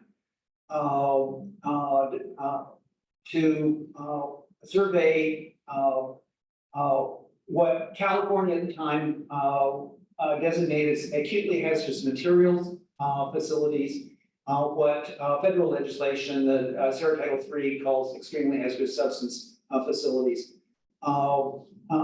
So in the rest of the slides, I'll just talk about, I'll just refer to EHS, but California code 6.95 requirements actually preceded the requirements from EPA for risk management and prevention plans. Of 476 facilities that we contacted, 115 responded, 75 in what we'll call the low intensity area, 30 in the high intensity area. Incidentally, as part of our procedure, we made it completely anonymous. So when we sent the questionnaires by mail to these facilities, we sent a postcard along with it that they could return to us saying, we have returned the questionnaire. And so that way we wouldn't have to send them reminder questionnaires. We got more postcards than we did questionnaires. So some people just didn't want to fill out the questionnaire and they didn't want to get a reminder notice. Again, referring to what Luke said about the hazmat facilities sometimes overestimate their safety and don't really want to call attention to themselves. Questionnaire asked about on-site damage and off-site infrastructure loss, different hazard adjustments that they've taken before and after the earthquake. I'll show you the next few slides about those. Broad categories of SIC codes, industrial codes. And so we asked them to report in very broad categories. Again, we wanted them to feel comfortable that they could not be uniquely identified. Number of full-time equipment employees, partly because size is a proxy for having specialists in health, safety, and environment. And we thought that that might be an effect that would influence their response to the earthquake. And then their status in the EPA risk management prevention plan review process. The hazard assessments, earthquake hazard assessment and chemical hazard assessment, as I mentioned earlier, they tend to be separate from one another. Emergency preparedness, incident command, corrective response, and protective response, and then hazard mitigation, a variety of different kinds of ways that they could reduce the hazard, the likelihood of a release or of offsite consequences. Damage to on-site systems by impact zone. As you can see on the left, the no damage was overwhelming as 80% of the facilities in the low impact area had no damage. That was only true for about 15% of the facilities in the high impact zone. As you can see that the damage a lot of people, that had damaged building structures, less likely to electrical systems, still less to phone systems, still less to fuel systems. High incidence of failures in water systems, less in chemical pipes, still less in tanks, and least in chemical valves. Loss of offsite infrastructure by impact zone, again, in the low impact area, the overwhelming majority had no loss. That was not true for the people in the high impact zone. The offsite infrastructure, those that lost offsite infrastructure tended to lose electrical systems and water systems, less so telephone and fuel systems. Getting back to this issue of common cause failures, facilities that experience any kind of damage or loss tend to experience multiple forms. So the on-site damage, the median Pearson product moment correlation coefficient was 0.44. This, for practical purposes, if the correlation is 0, that means there's no relationship among the different forms of damage. If it's 1, there's a perfect relationship among the different forms of on-site damage. So 0.44 is a reasonably strong correlation. If people experience one form of on-site damage, they tend to experience other forms as well. Same thing for off-site infrastructure loss. Correlations are roughly the same. And then facilities experiencing on-site damage tended to experience off-site infrastructure loss as well.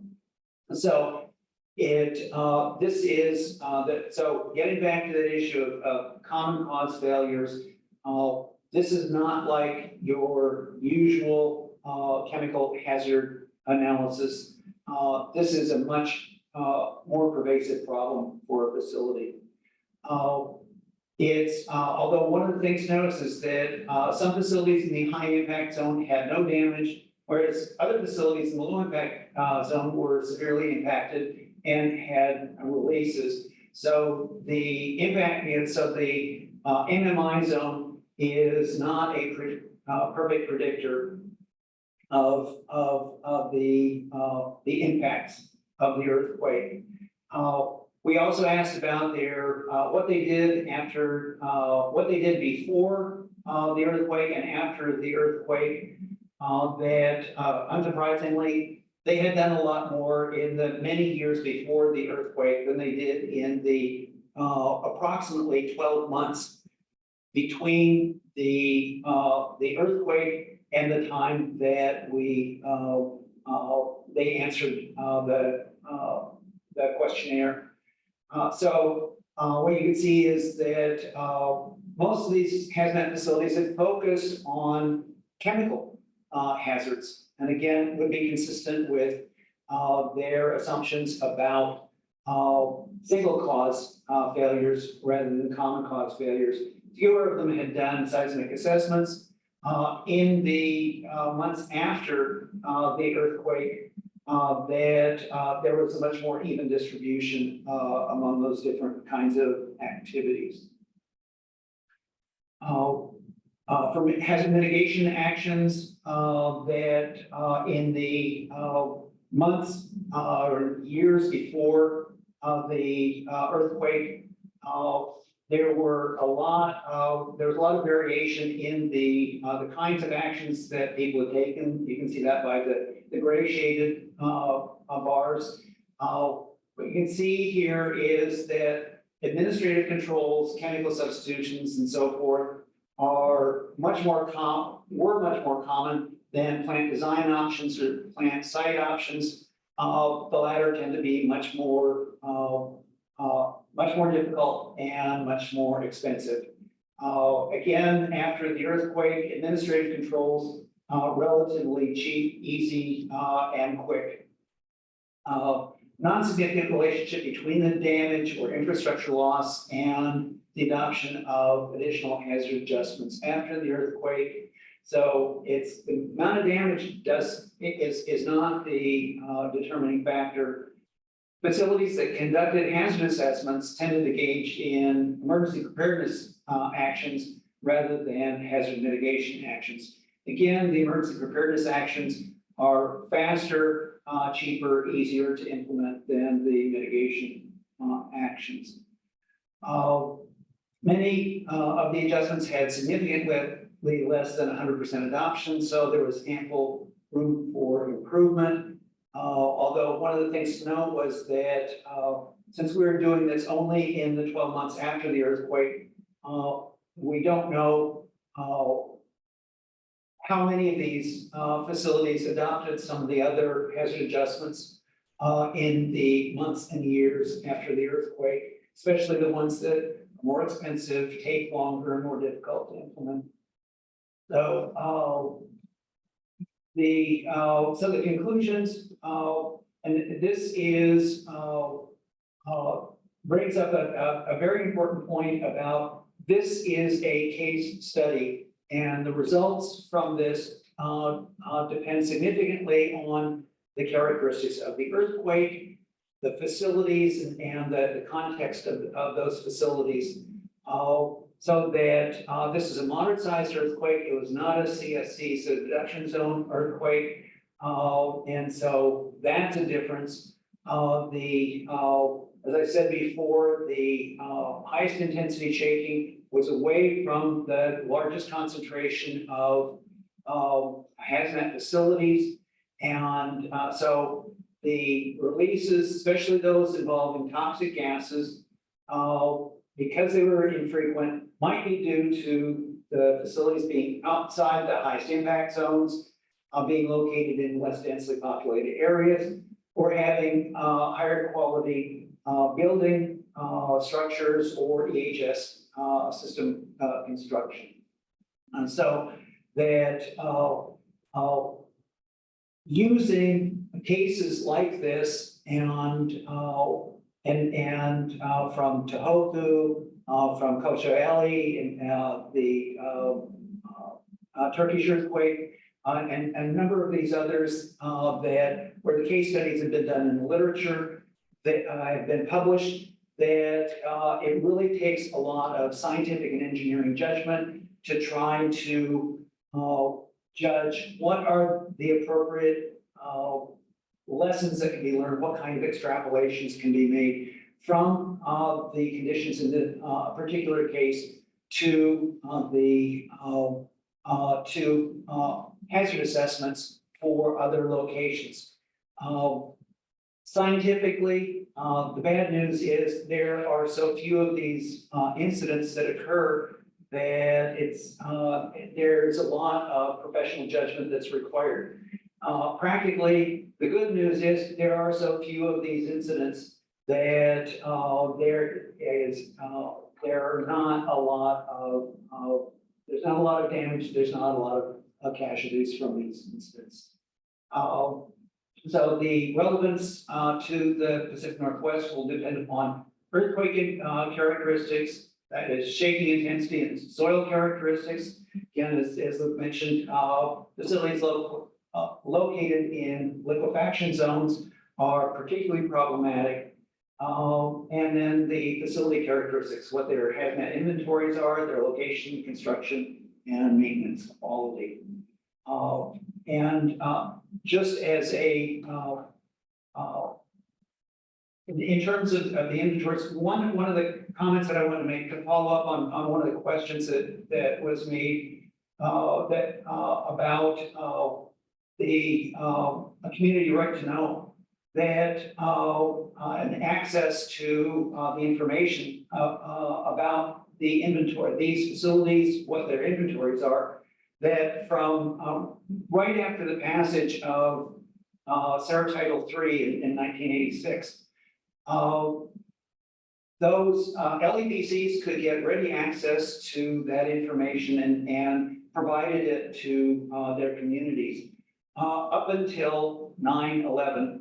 And shortly after that, when terrorists took civilian planes and crashed them into buildings, and then, it was a combination of the, Department of Homeland Security, the emergency, or the, Environmental Protection Agency, FEMA, state agencies, and the chemical industry said, well, maybe widely publicizing what are the best places to attack is not a great idea. So there's been restrictions since then to access about that information. Some states and facilities are better than others in providing information that is non-specific. So it's useful information. It provides what's called actionable information for citizens, for local residents, for local businesses, and for emergency planners.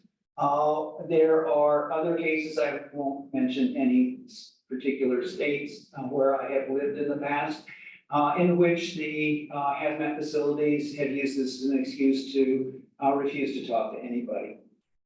So that is all that I have, and I'm available for questions. Thank you so much.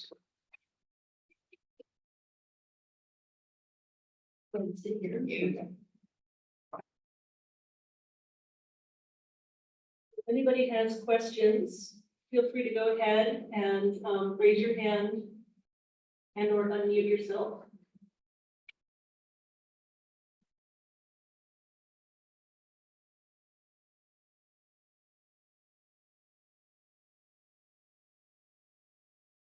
Oh, okay, I was afraid that somebody thought I was the other Mike Lindell and I put them to sleep. Oh, no, the pillow guy. Darlene, you're up.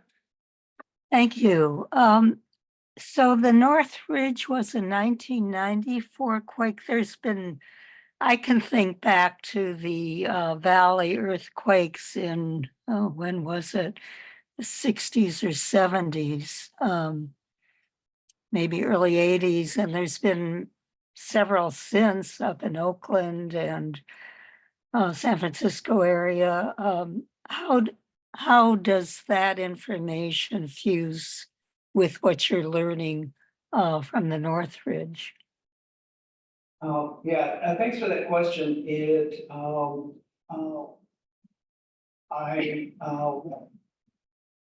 When I moved to Texas A&M, the principal investigator for a project on hurricane evacuation planning died, and I had to take over that project, and so got diverted into a completely different line of research, and have I've had limited contact with people and haven't done any analyses of research on other earthquakes, hazardous materials releases in other earthquakes. So Anne Maria Cruz and some of her colleagues I have talked to, met occasionally. And one of the things that I would say is that, again, if it didn't make the news like the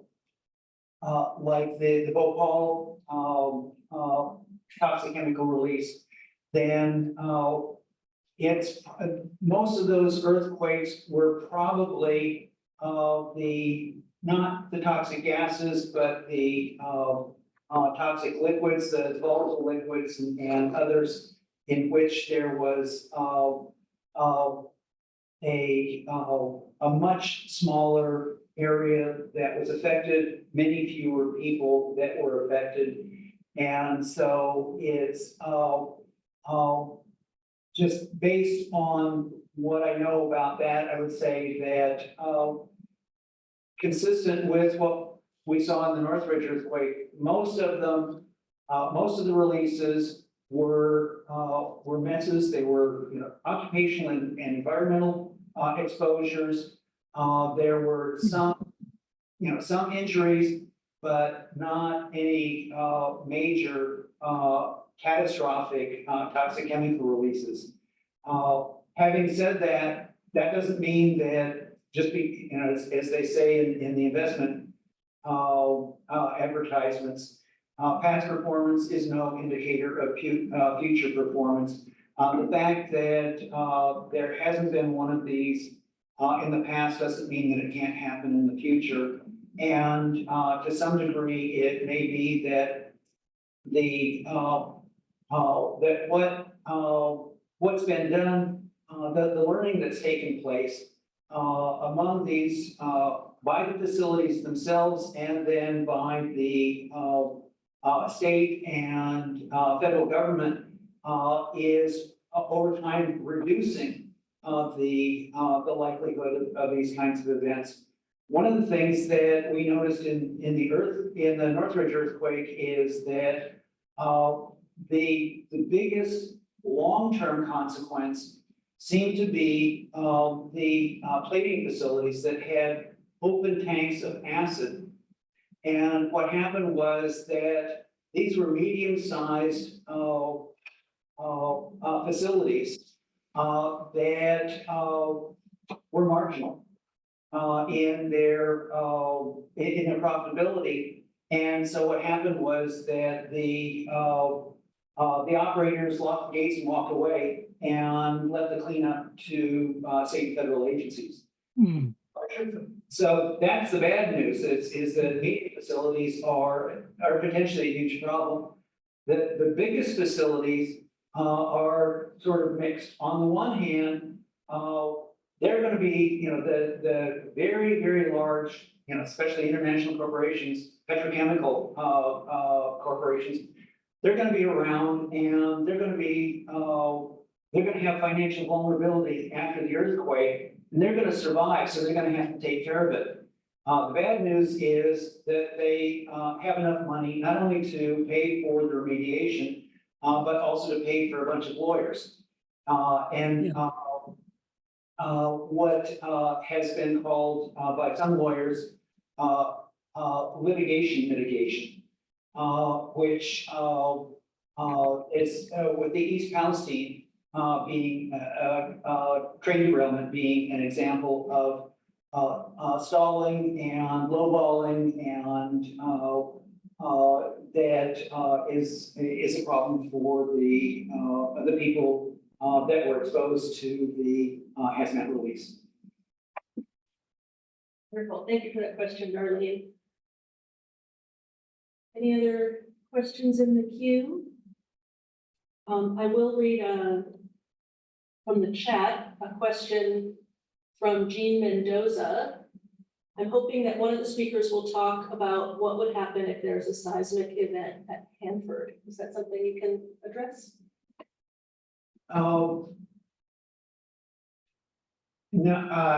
I don't know enough about the seismic rate in the Hanford area, and I don't know that much about the facilities there, the tanks, and their interconnections. And so yeah, I can't offer an opinion on that. Okay, and I see Luke shaking his head. Yeah. Okay, so sorry about that. And then we also have a comment from Doris, definitely, and I'm saying this for the benefit of the rest of the audience. Definitely need to legislate financial assurances for hazmat facilities. And Patty asks, what is the state of multi-state cooperation agreements, if any, to response and coordination with military resources, such as to set up field hospitals, evacuations, and resupply efforts to affected areas? I could talk a little bit about that one. Luke is gonna try to answer your question, Patty. Thank you. Stick around, in case there's more yes. questions for you. Yep, there we go. Thank you. Now change my hair. State of multi-state cooperation agreement. Responsible. From our work, even just talking with Multnomah County on their risks and the response capabilities that they have, there are even issues within the state to do cross-county support for emergency response efforts. So, you know, you can imagine that extrapolates a little bit to interstate efforts. There's definitely a huge kind of gap and opportunity to improve collaboration across state lines in response efforts. And then for something like the Cascadia Subduction Zone event too, we need to remember that there are, like, everybody will be impacted by this. So the U.S. Coast Guard is a really important source of hazardous material responses. And they maintain a lot of teams that can assist with that. But the Coast Guard facilities themselves are expected to be significantly damaged during the Cascadia Subduction Zone. And then the means of transportation between counties is also likely to be inhibited. So there are more barriers than there are kind of opportunities for that collaboration. But during non-seismic emergencies, there's a lot of collaboration between like Oregon State Fire Marshal and the hazmat teams in Oregon and elsewhere to be able to deploy to support each other. So it exists, but there's room for improvement. Thank you.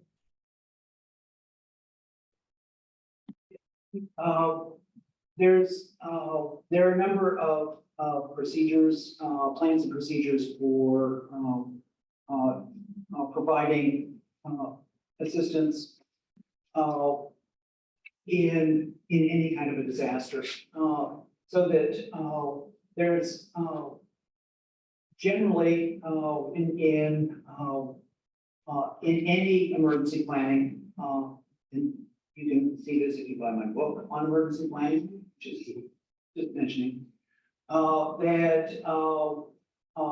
emergencies, most responses are just local emergencies. So that, you know, there's a hazmat spill along the side of the highway, hazmat team goes out, confines the release, cleans it up, finds a responsible party, hires a contractor to come in and clean up the spill. If something is a larger magnitude event, then it might require all the resources, that is from all the different departments or agencies within a jurisdiction. As when you get to something that is a disaster that actually affects the response capability of a particular jurisdiction, there are mutual aid agreements with adjacent jurisdictions, and there's also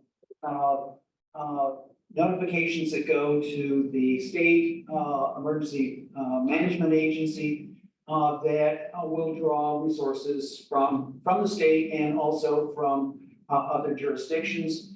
If it winds up being a catastrophe, then there's a federally declared disaster.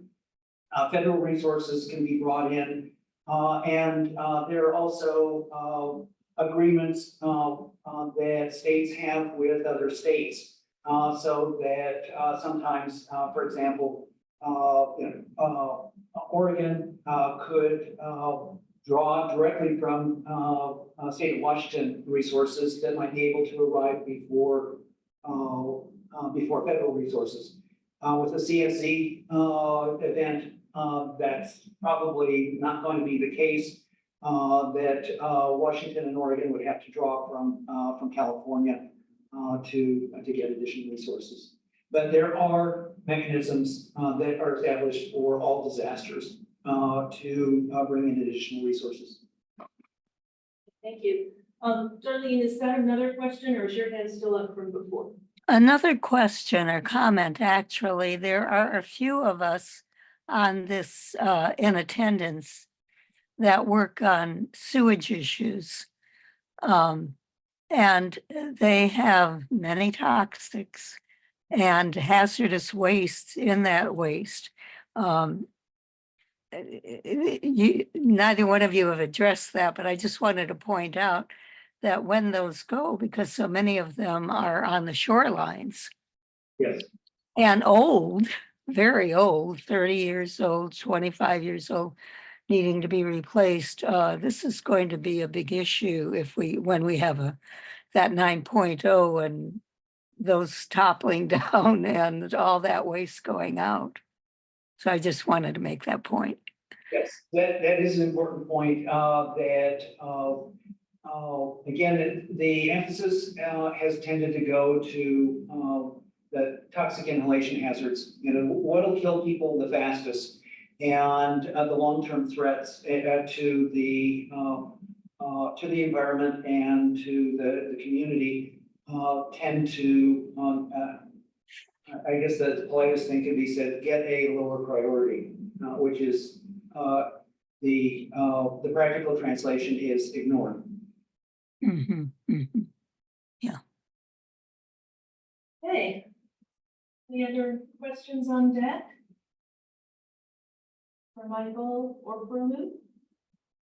We are about 4 minutes before break time, so we can give you an extra 4 minutes for your lunch break. That's it. Okay. Oh, one more, sorry. There we go. Tracy, let's take one last question. Well, I have kind of a quick question, trick question. What are the chances that present company could be regarded as the first responders instead of the first responders who wait for something to happen and it costs 10 times as much to respond? That's a rhetorical question.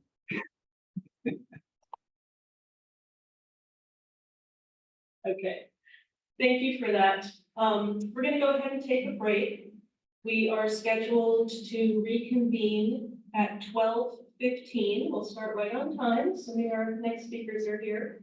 Right about 12:30 in the middle of break, if you wanted to go get your food and come on back, we will also screen a short video about the Northwest Toxic Communities Coalition during the break. We'll plan to do that at 12 p.m. sharp, and then you can go back and have another little break before the next speaker at 12:15. Thank you, everybody. Thank you to the two speakers. Excellent presentations.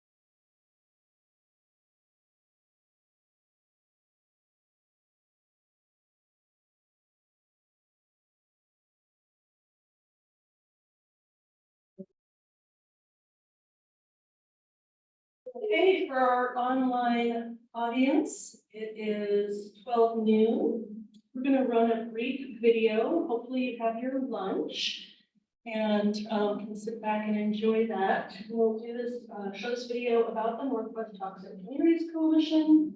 Then we'll have about another 5 to 7 minutes left of our lunch break before the next presenters join us at 12:45.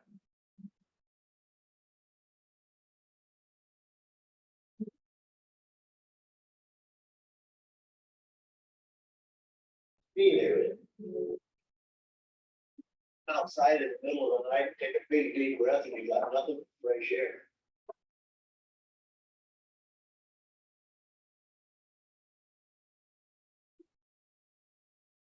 Now as you come out at night, you're liable to get a big breath of fectal dust.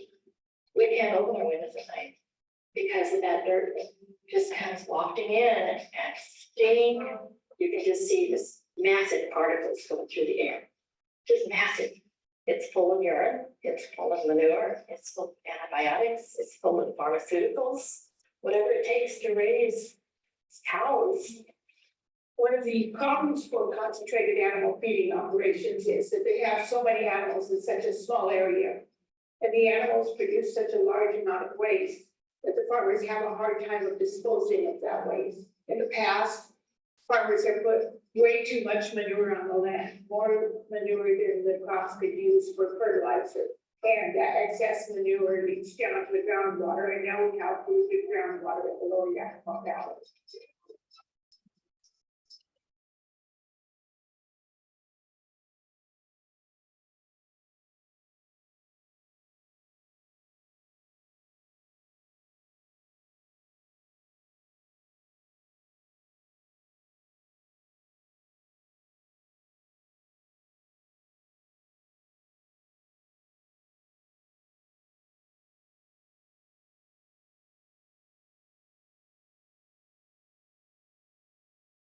What we're looking at now is a picture of the data centers that are here in Quincy.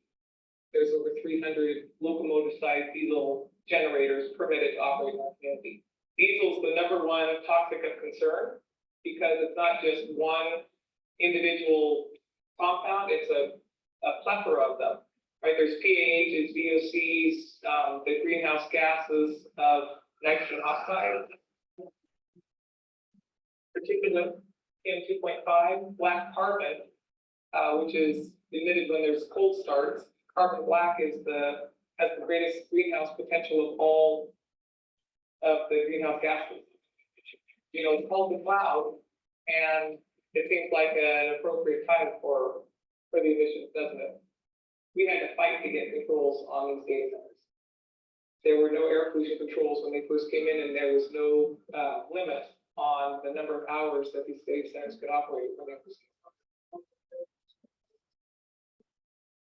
Superfund site, it's included with PCBs, with DDTs, with PDHs, dioxins, and several other really dangerous chemicals.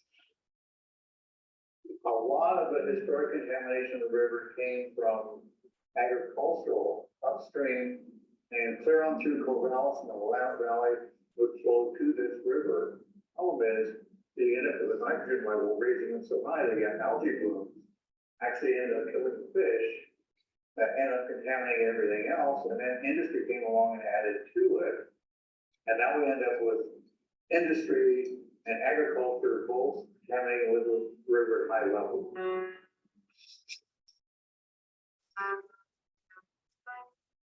Silver Valley Community Resource Center, it's a 35-year-old nonprofit established in the epicenter of the nation's largest Superfund site. This area was truly designated the silver capital of the world because of its rich silver mining industry and smeltering, which is where the lead processing came into play, and some of that refinery work over the years, 100 years of deliberate pollution and contamination to the water, the air, the forests, the rivers, people's lives. And I don't have anything against mining. My dad was a miner. I don't have anything to anybody trying to earn a living, that would be ridiculous. But it's the way they have ruined the land, obviously the air, the pollution. And now we have to address that, plus the health issues that came along with that. We know EPA has failed with the cleanup here, building toxic waste dumps all over in this lower disadvantaged part of the Superfund site. In the case of the old mission, 160 metric tons of lead washed downstream, contaminating Coeur d'Alene Lake, Coeur d'Alene River, Spokane River, on into the Pacific Ocean.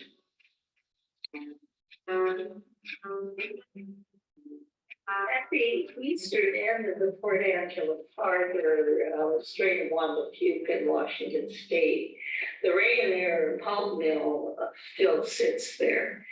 And it closed in 1997. The company planned to leave town without cleaning up its hazardous wastes. And EPA found that the levels of contaminants ranked the whole area for Superfund. The cleanup oversight responsibility was passed off to the Washington State Department of Ecology. But in 25 years, few contaminants have been removed, and ecology is recommending the polluter cover up rather than clean up the contamination.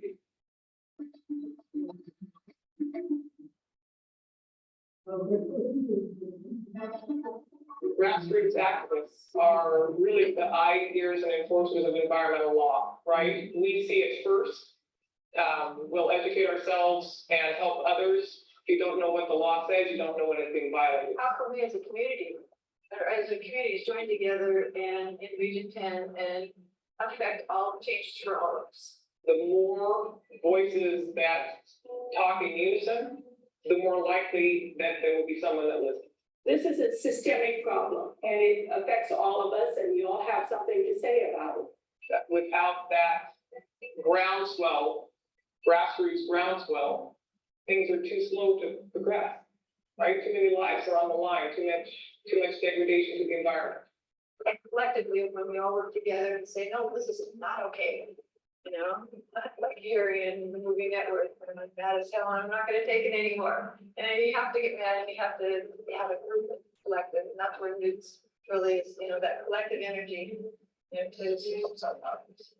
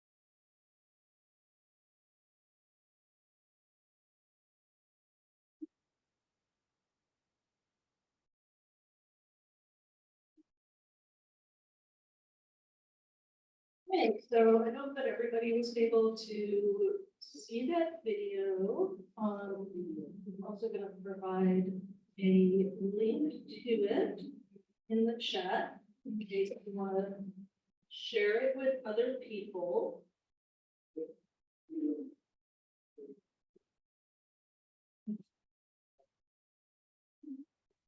On the homepage of the Northwest Toxic Communities Coalition website. Here it is in the chat.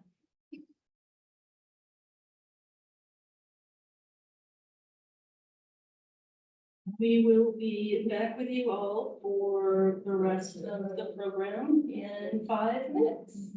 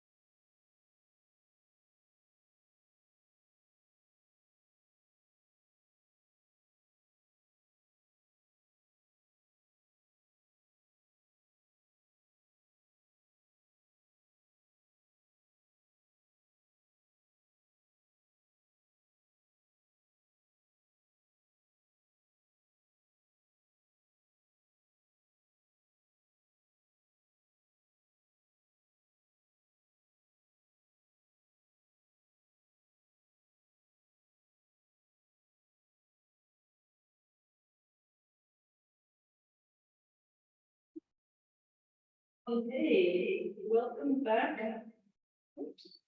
Welcome back, everybody.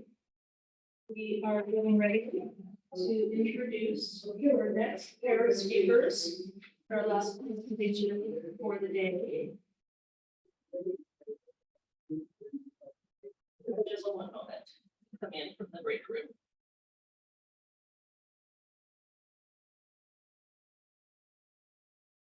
Okay, hi. Can we come over and introduce the next? Okay. Okay,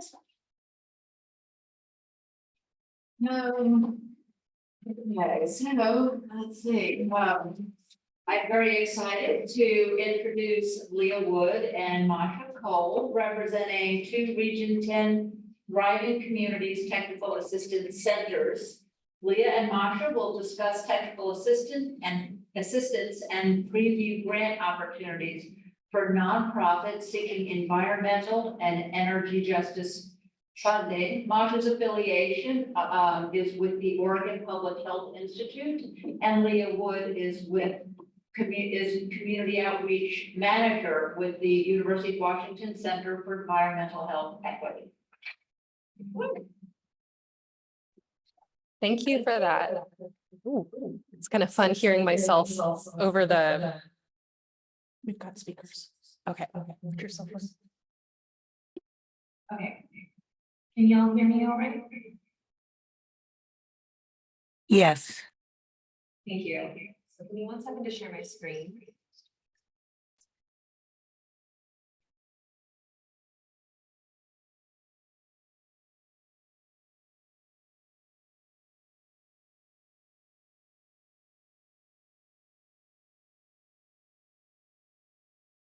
Great. Well, thanks everyone for joining us today for the after lunch session. My name is Leah Wood. I am the Community Outreach Manager for the University of Washington Center for Environmental Research. And I'm joined here today by my colleague, Masha-Cole. I'll come up you to say hi.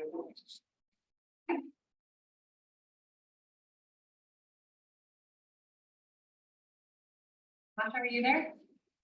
Hi, sorry. Yes. Hi, everybody. My name is Masha-Cole, she, her, hers pronouns. I am representing the Northwest Environmental Justice Center. And specifically, I'm working with Oregon Public Health Institute, who's one of the partners of Environmental Justice Center. And Leah will shut our presentation and then I will catch up and we'll have a couple of questions for you at the end. So stay tuned if you have any. So we'll keep it pretty casual. We've got a bunch of questions for folks at the end. Just we want to hear from you about your technical assistance needs. But to start, I'm going to give a brief overview of kind of who we are and why we are here. So we are at a pretty unprecedented moment when it comes to both federal and then for those of us in some states, state funding around environmental justice. This is the result of decades of community organizing, especially by communities who are kind of the first and worst impacted by climate and environmental justice.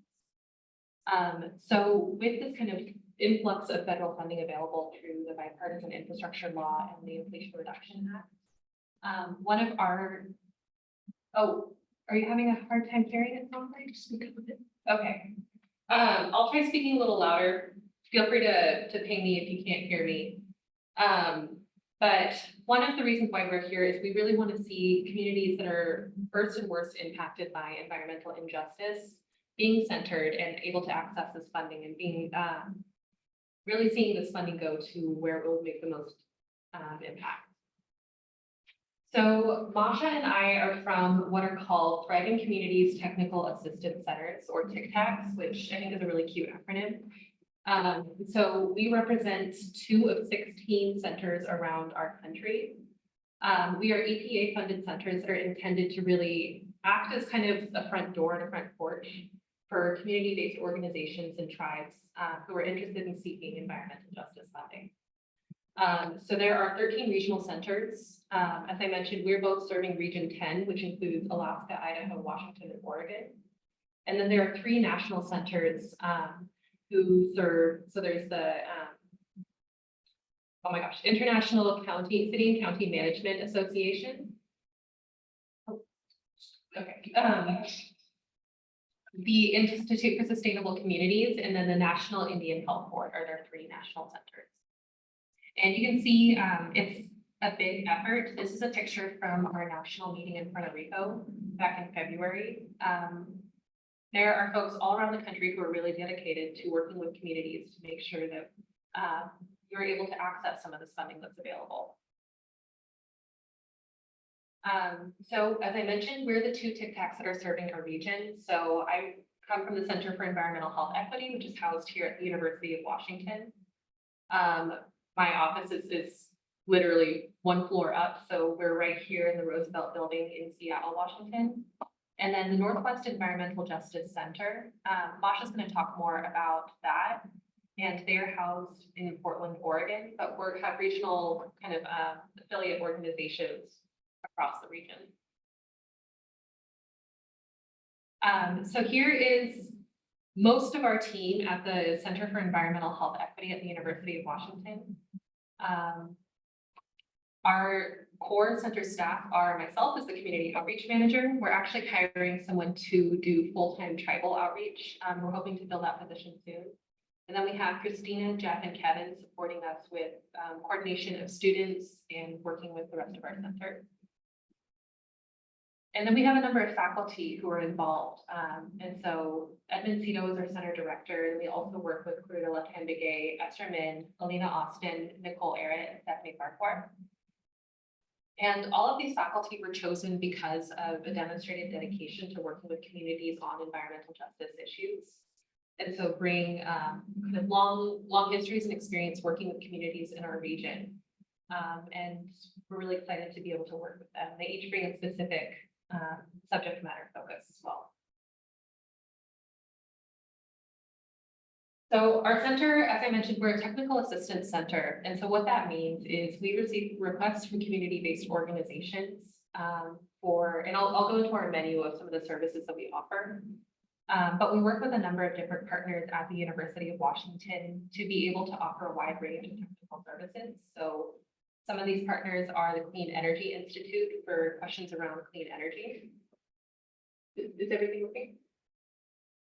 I just want to ask if folks are able to hear better now, because if not, we can do a quick fix. But I don't want to interrupt too long if everything's working. I can hear fine. Okay, thank you. And BJ, you may want to take your picture off and put on the speaker's pictures. Let me see if I can hear myself. How's that? Yeah, I did pin Leah. Is that working better for you, Darlene? Oh, I can hear. No, I'm just saying that I think we're you need seeing BJ as the speaker rather than you Yeah. as the speaker. to minimize the speaker, the participant view on your side, up at the top. It's done on our side, but I don't want to interrupt any longer than we have to, so thank you. All right. So as I was mentioning, we work with a number of different centers to provide subject matter expertise. So whether it be clean energy through the Clean Energy Institute, or working on children's environmental health through the Northwest PSU, or agricultural safety and health through the Panache Center are just a few examples. We really work to try and provide a full spectrum of technical expertise through some of the different resources that we have here at the university.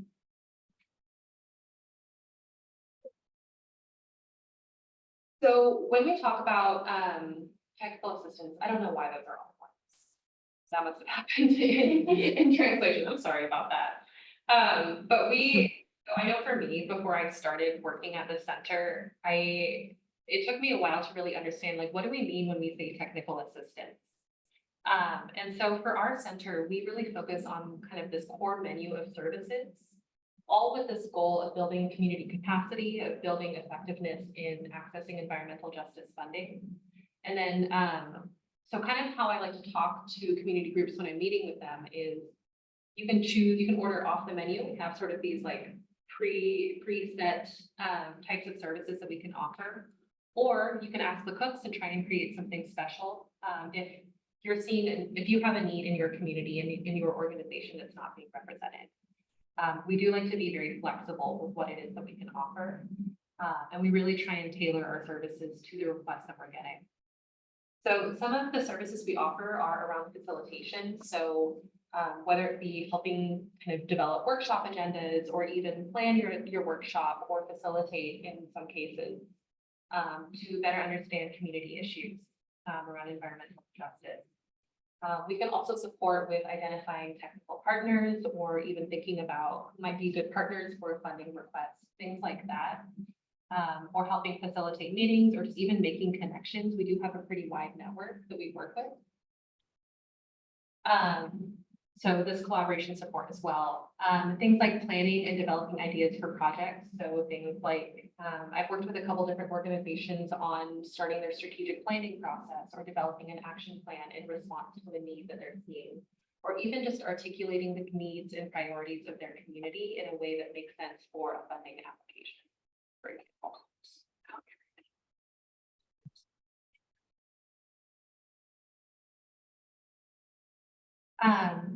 Numbers worked on this page. I'm not sure what happened here.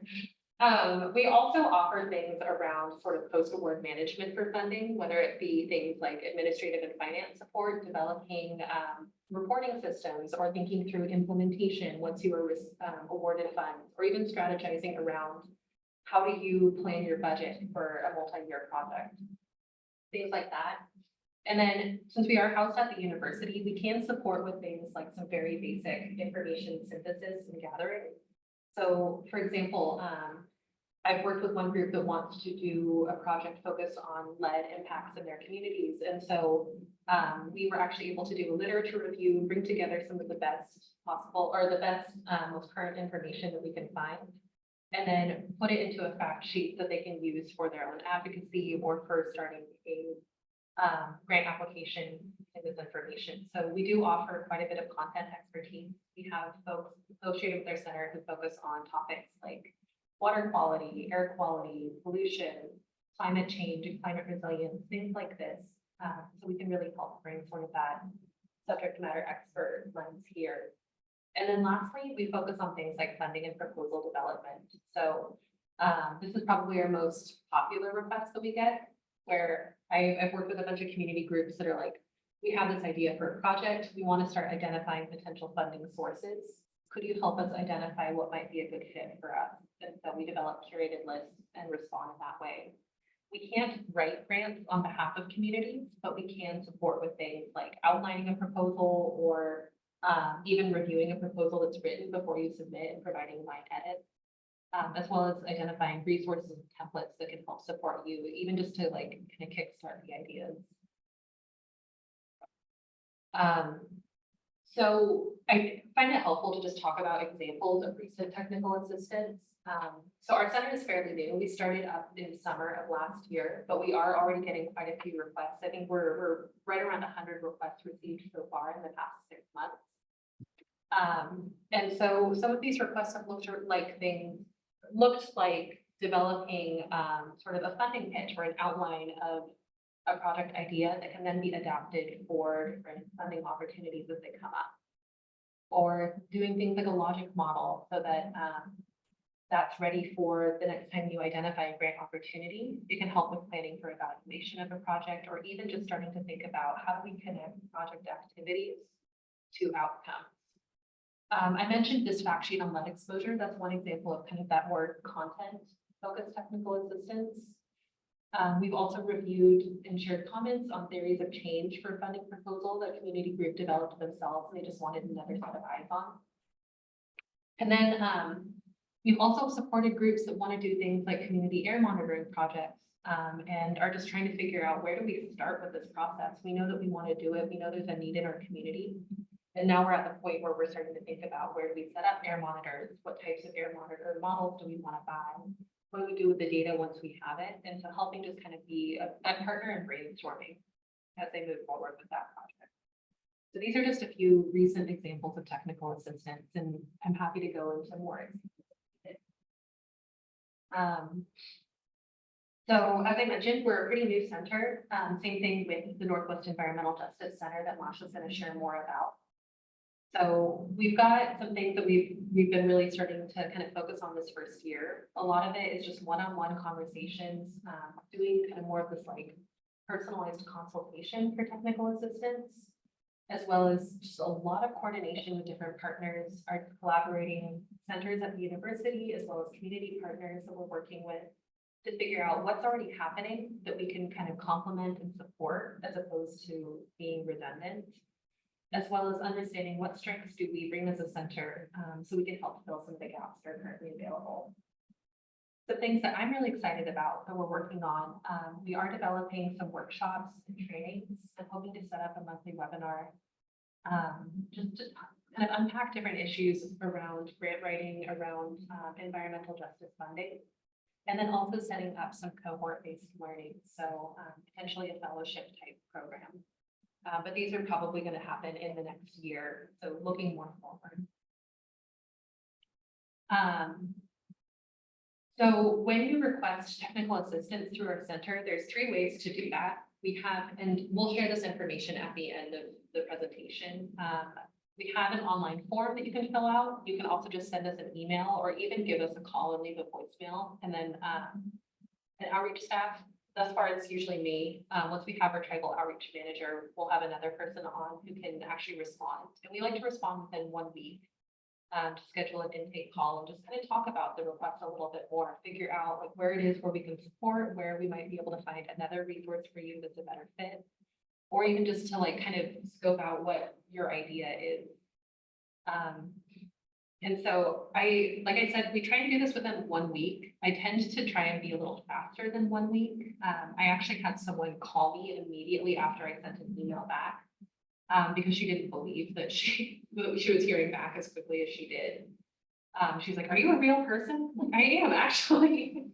I just don't have anything else happening at 4:30 on a Friday afternoon, so I thought I'd email you back immediately.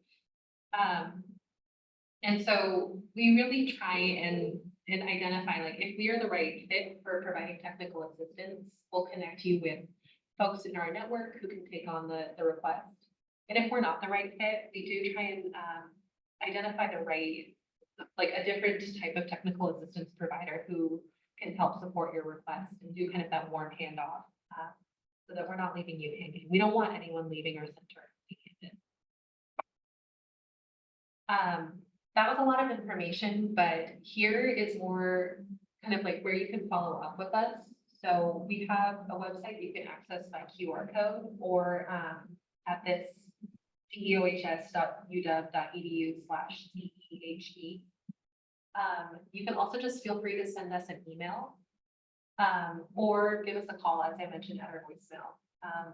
And that's my personal email there. So my work email there. So feel free to just reach out to me directly if you have ideas or if you want to chat about anything or have questions that we don't answer today.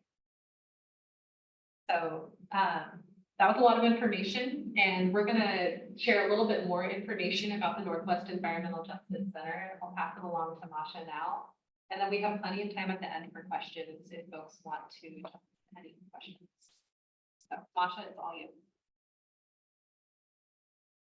Hi, thank you, Leah, for sharing all that great information. I'm not going to be repeating what a TIC-TAC is because Leah covered it already, but we're going to talk a little bit more about just Northwest Environmental Justice Center.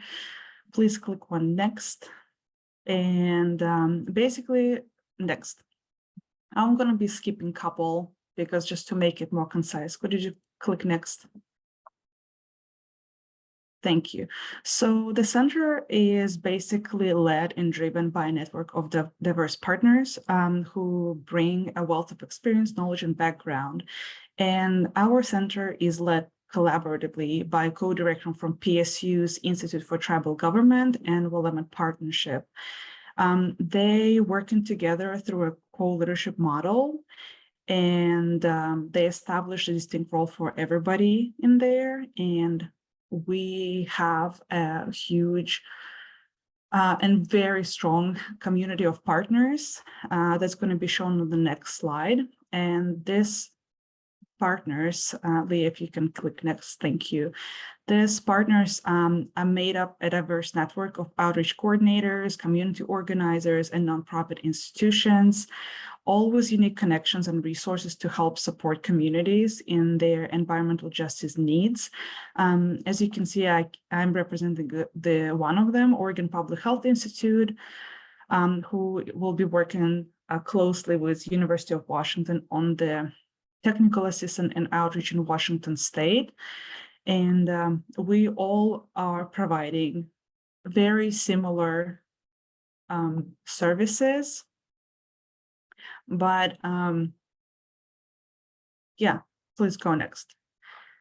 With the mission to provide a technical assistance and support to communities to address environmental and energy justice issues and work toward thriving futures in Alaska, Idaho, Oregon, and Washington. So we can go to the next slide and just do an overview of our services that are basically based on the intake from the community. So right now, our center and partners are reaching out to communities to listen and learn about their strengths and assets, environmental justice priorities, and technical assistance needs. As these relationships build, we will connect communities with technical assistance, resources, and cohort learning opportunities through our center services. And we will talk in a little bit more details about each of those services on the next slides, where resource library is basically maintained and curated, selected or helpful resources to support environmental and energy justice projects. It is self-guided, it is kept up to date and consolidated in a way to make it easily acceptable and accessible to everyone. It's going to be found on our website. For the next one, the cohort learning, we will provide opportunities where environmental justice community leaders and organizations would be able to participate in training, be part of facilitated community of practice, and access tools and assistance.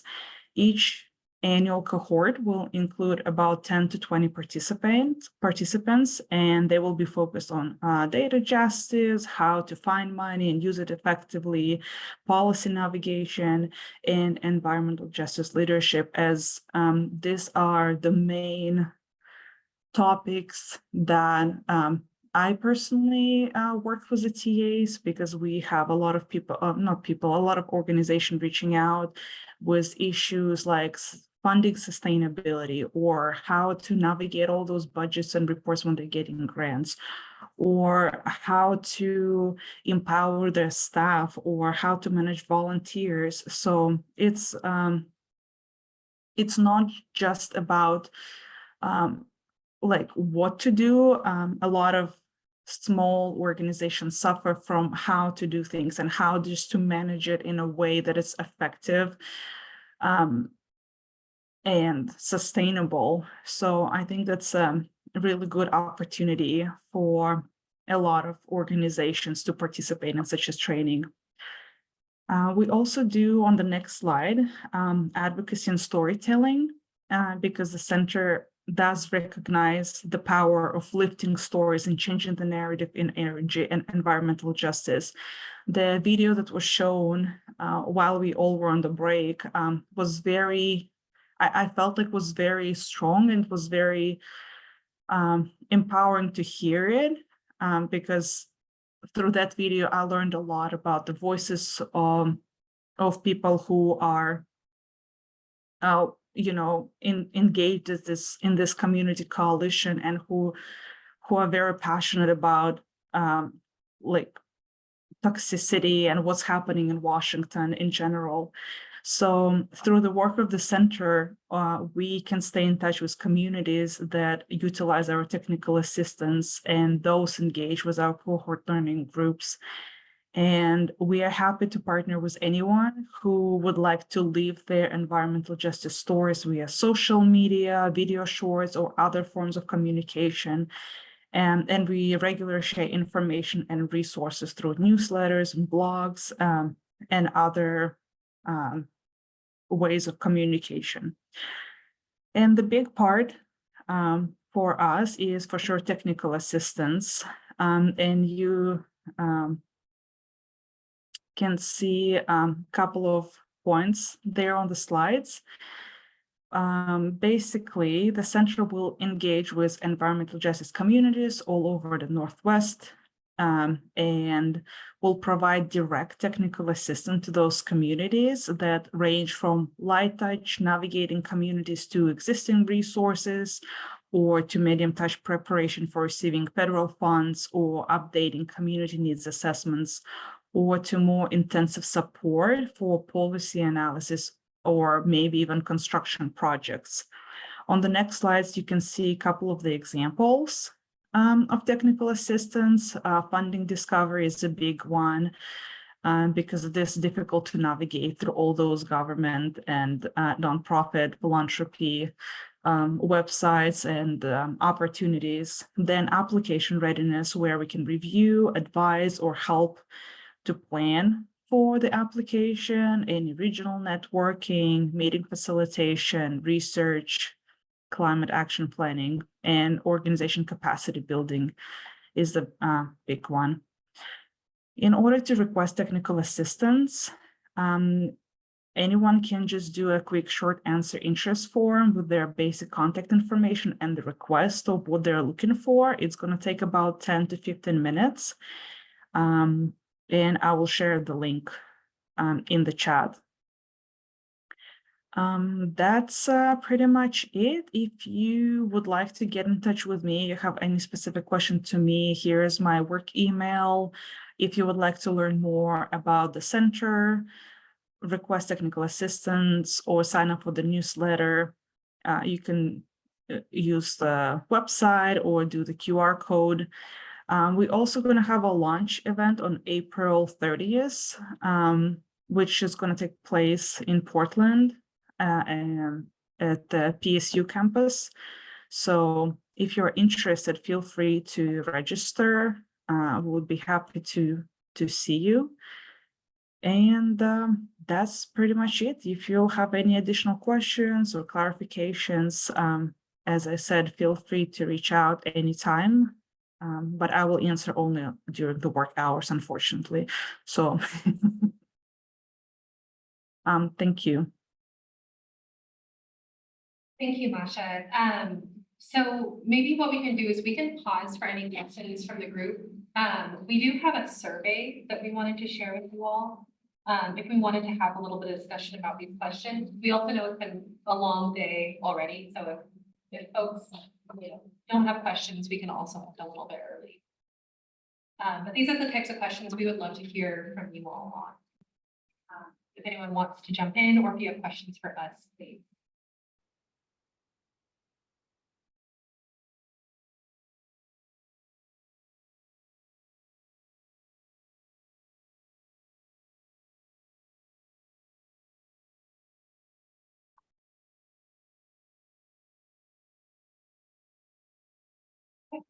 Feel free to go ahead and raise your hand as well. There we go.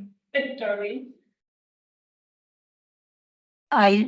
I'm guessing you don't do this, but do you, we're often in legal,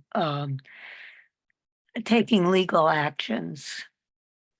Do you assist in helping us find attorneys that might be interested in a case? I can't speak for Masha's center. I know that for ours, that may be a little bit outside of the scope of what we do. I think especially as like a public university, we are held to certain kind of restrictions around that and getting involved with legal cases in that way.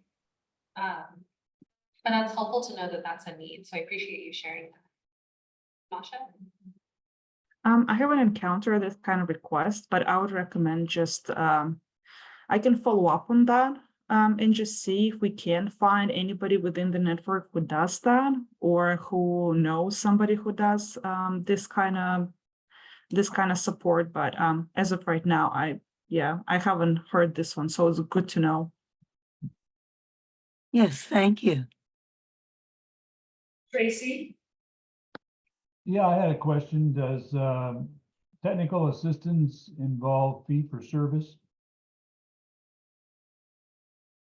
Fee for service. Yeah.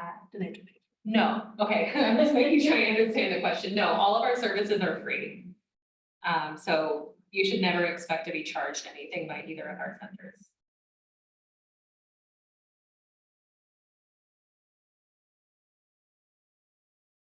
Patty? Hi, thanks for taking my question. I've been an environmental activist for a lot of years, working on a number of different issues. But what strikes me from this presentation is, first of all, as the first speaker said, yes, it's rather bracing, isn't it? It's hard news. So many times, those of us who are taking on community issues are in a reactive position.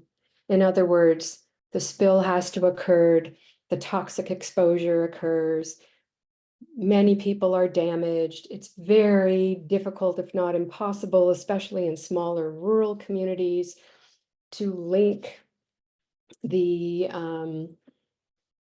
those who have created the hazard to the specific condition in a court of law. I've been through all of this over the last 25, 30 years. And my reaction about what you've offered today is just, I'm first of all so grateful for these kinds of services.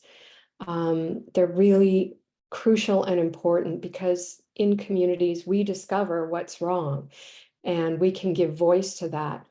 But I'm also wondering if there is another component that might be missing or helpful or called for, which is to say, wow, we've done this amazing research on the coming, particularly like the coming earthquake and liquefaction and stuff.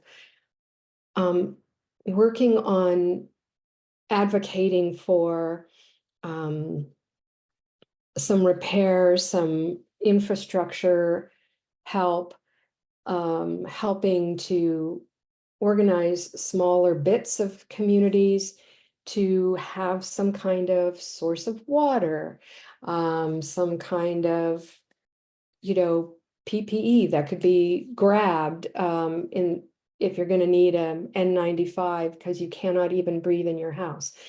Those kinds of things. When we go through making the sausage of going through defining a problem, showing it to the legislature, we always get this really watered down thing, super watered down, that is barely adequate. Yes, those changes which come slowly are important, but I'm also wondering if there's not a place in environmental justice organizations to help vision and work on the things that we know. How will we get water to people? How will we handle sanitation, as Darlene pointed out? How will we, how are we going to distribute air cleaners to the most vulnerable in our communities, the typically immigrant populations, economically disadvantaged populations? So I'm just I'm wondering if there's any work that's being done to work on those things, even as we also have to handle the 1,000 problems that are coming our way. I know I was rambling a bit, but just wanted to put that out. No, I think that makes a lot of sense. And, I'll let Masha speak about her center. Like our centers I consider them sibling centers. And so there are some things that like that we can kind of work on in tandem, as well as things that each center does well. But what I'm hearing from you, and please tell me if I'm wrong, is kind of a need for some of that like planning and developing of like a project idea in advance of a crisis happening. Something that I'm hearing is that your communities in ways that we never will as outsiders. And so really kind of working with you with that insider expertise to do some of this planning that can then translate to, for example, a funding proposal to get funding to actually implement in your community. And Am I- maybe what I'm also asking for is, maybe it's almost a bit of advocacy, like, you know, given the presentation we just had and the great work being done on that, there's sort of a priority of things that need to get done. Man, we've got to brace these giant gasoline and fuel, you know, containers. Like that's priority one. And we might be able to do that for different sectors of the communities, sort of up and down the I-5 corridor, because they're most likely to be affected from the megaquake.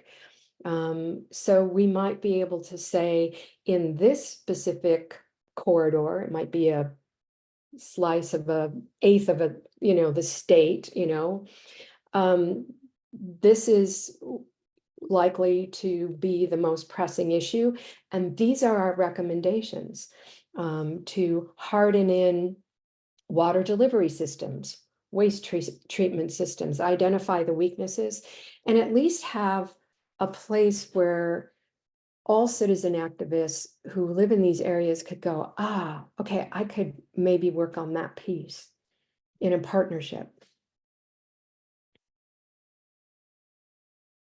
Yeah, thank you for sharing that. Yeah, absolutely. I think I'm hearing what you're saying. Masha, is there anything that you want to respond to? I know I kind of jumped in there ahead of you. Yeah, I think it's a really great ideas, and I hear the frustration of you know, a lot of talk and not a lot of action, and knowing that you've been in this kind of business of advocacy for a long time, I can imagine how much frustration you have about inaction and ability to do anything. I can really emphasize, you know, sympathize with that. I think there are options to think about and collaborate together. I think it's all about the advocacy and the storytelling, and also looking for the right funding. I can say that I personally participated in the training of readiness for the situation like what happens in Portland Metro. I'm in Vancouver, Washington, but you know, it's very close to Portland. So I participated in the funded by OHA activity where they were training community leaders on how to react, how to outreach in case of emergency. And I know that OHA and City of Portland, for example, are doing that a lot. And they probably start doing it only because of the advocacy and the storytelling and bringing your voice up. So I can tell you that it might happen like immediately, or we can solve the issue. But I would be interested in collaborating on those issues and figuring out how we can brainstorm if there's anybody else in the community who's already doing similar work or maybe applied for similar grants and that can be applicable, so we can raise the voices and potentially apply for the specific funding, because you need the funding to do anything pretty much and be sustainable. So I would be curious to follow up with you on that and just see what we can do and how we can support your vision. Yeah, and I'm just gonna jump in and mention, you know, what we heard this morning, you know, particularly from Luke, was the result of research being done. And you know, I represent at the University of Washington, the EDGE Center, which is an environmental health research center.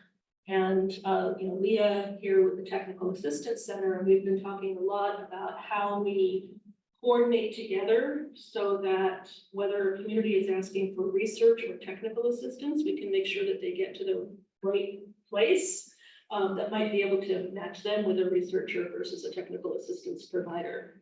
So you know, on the research side, we just recently did a community-based survey and kind of you know, climate disaster preparedness and resilience, and really did a deep dive to understand what the community's greatest concerns and priorities were in order to take the next step, kind of, you know, from research to action. on those. And one of the things that we focused on with that emerged as not only a high community priority, but something they really wanted to see, Patty, was something called resilience hubs, which have popped up in other places. And exactly what do you need? That was the question. What do you need at a resilience hub? You need water, you need food, you need the PPE, and there was a very high level of support and a very high number of people saying, yes, if such a thing existed in my community in a disaster, I would go there and I would use those resources. So there's kind of a role for determining certain needs and vulnerabilities through research, and then a role for the technical assistance to help the community figure out, if the city's not doing resilience hubs, for example, which here in Seattle, we have the benefit that they are, but if not, how do we do that for ourselves? And what kind of funding can we get for that? And then that's the technical assistance service that centers like Leah's and Masha's can really help with. So I hope that makes sense. And that Was super helpful. Yeah, resilience hubs, that makes a lot of sense. Because honestly, who's going to get some bill passed that's going to make these companies and these systems do the right thing and get it all funded? And then, come on, it's not happening. It's just not. Charlene? A question for both presenters. Do each of you work with people outside of your state, or can Washington citizens and organizations only come to the UW and the Oregon groups only come to the Oregon facility? No, so both of our centers work in Alaska, Idaho, Washington, and Oregon. Something I kind of always tell people is like, both of our centers will help direct you to the right resources in the right places. They have slightly different ways of doing so, but for example, like if a Seattle group wanted to work with Masha's center, that's totally fine. We won't take any offense or anything. Please feel free to reach out to either of our centers, regardless of where you are in that 4-state region.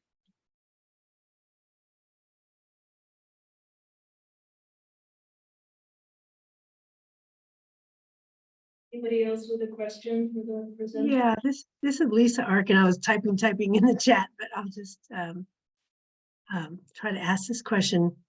So one of the areas of assistance was policy development.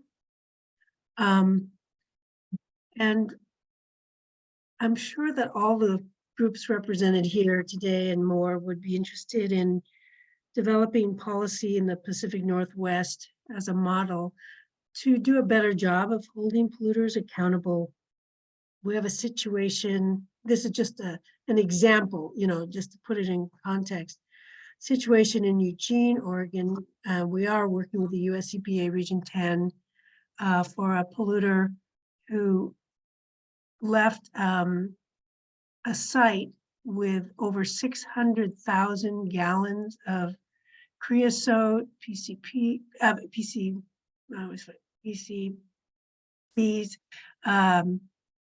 petroleum.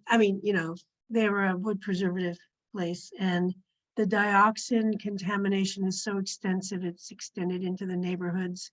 And now there's soil removal throughout this low-income neighborhood.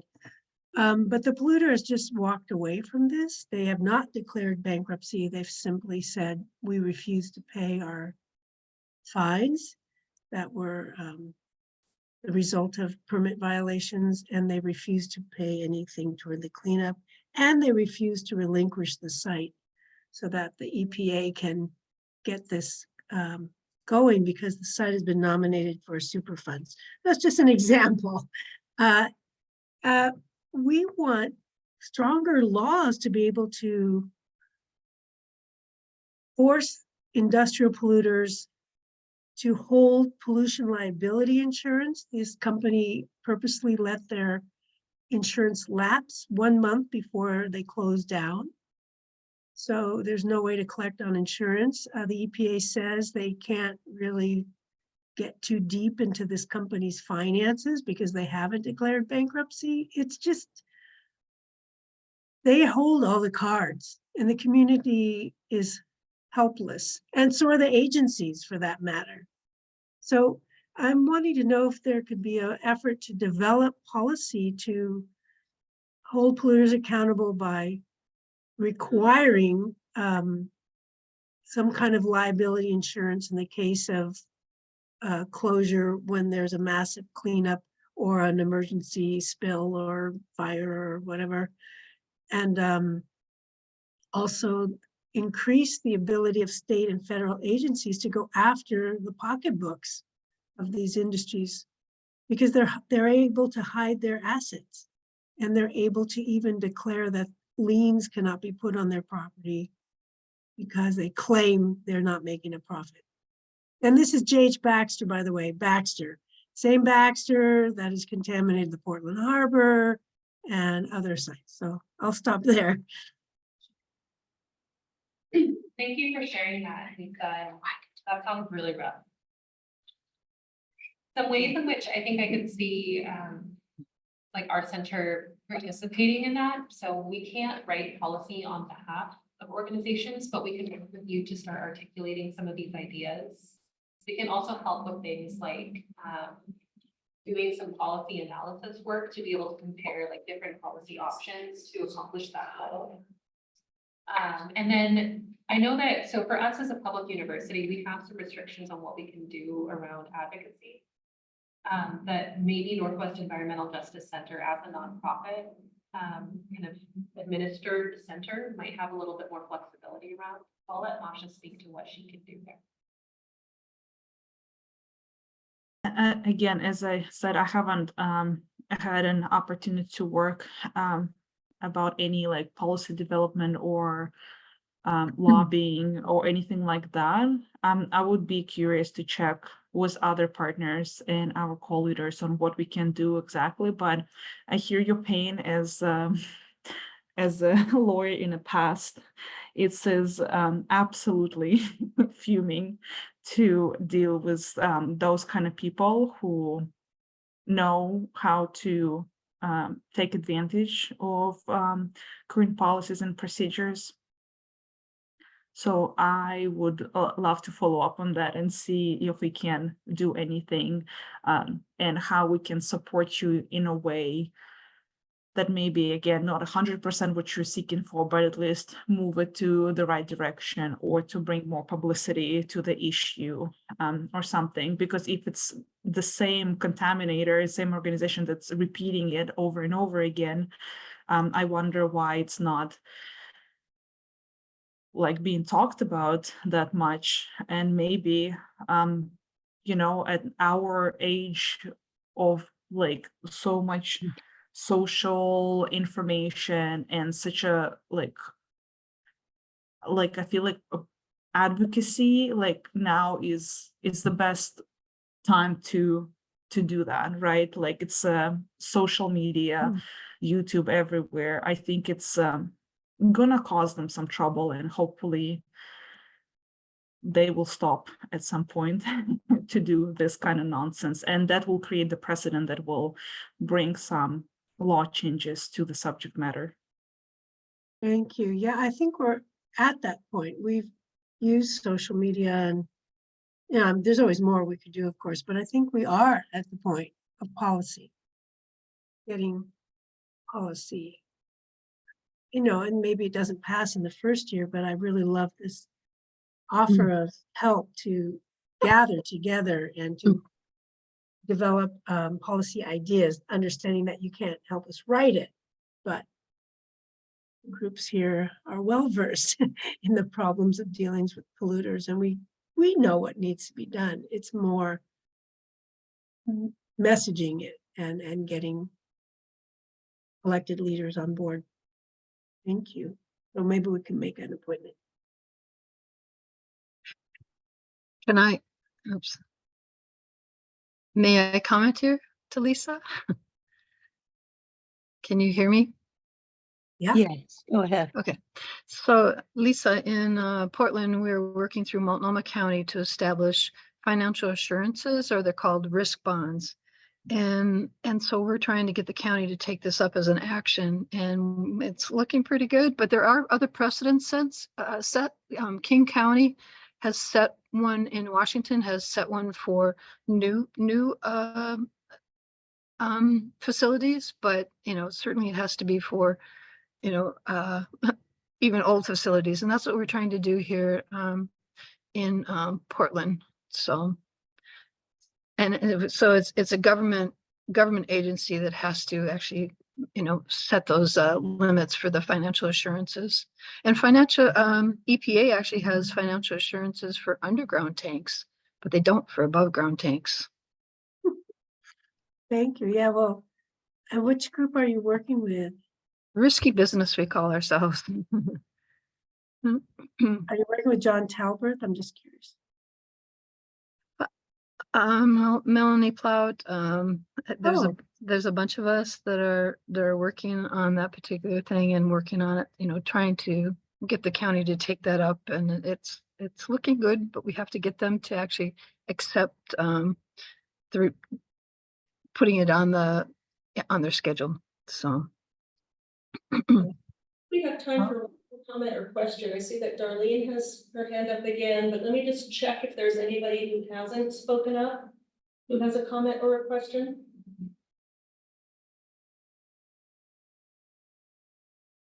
Okay, Darlene, go ahead. Yes, to follow up with what Lisa and Doris are saying, at least in Washington, we have a lot of laws on the books. It's getting them enforced. Enforcement is a major problem.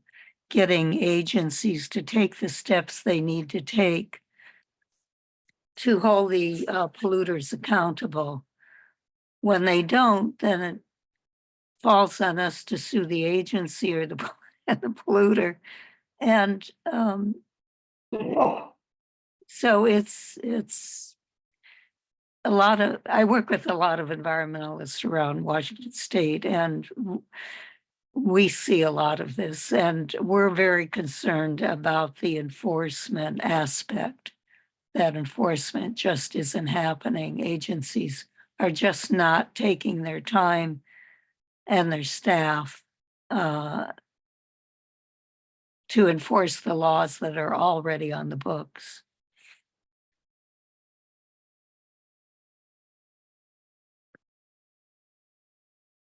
Some closing words from Jennifer with Northwest Toxic Communities Coalition.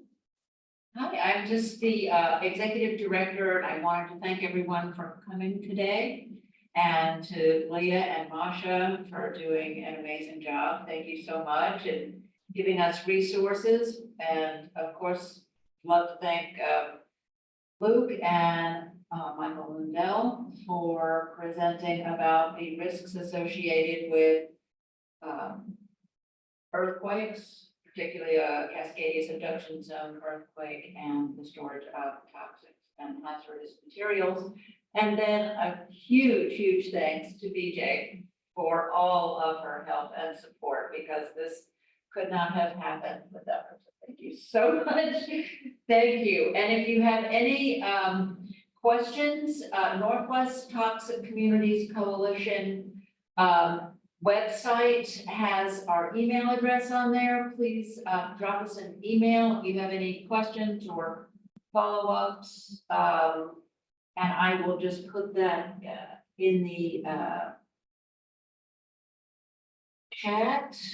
If any of you have any further questions or comments, or just want to stay in touch. And thank you so much, everyone, for coming.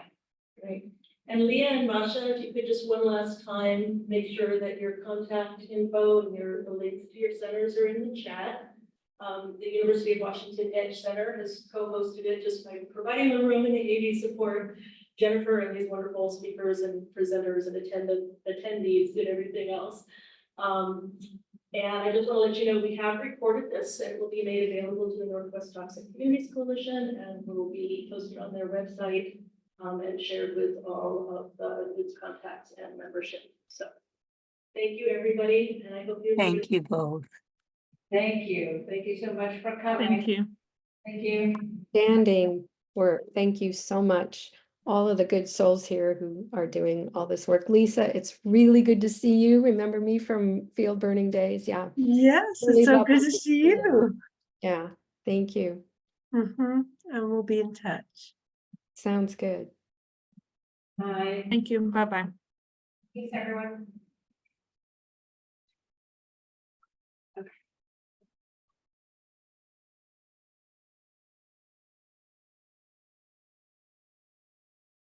Thank you. Safe driving. Good, thank you. Yeah, you too. You're just going to Capitol Hill.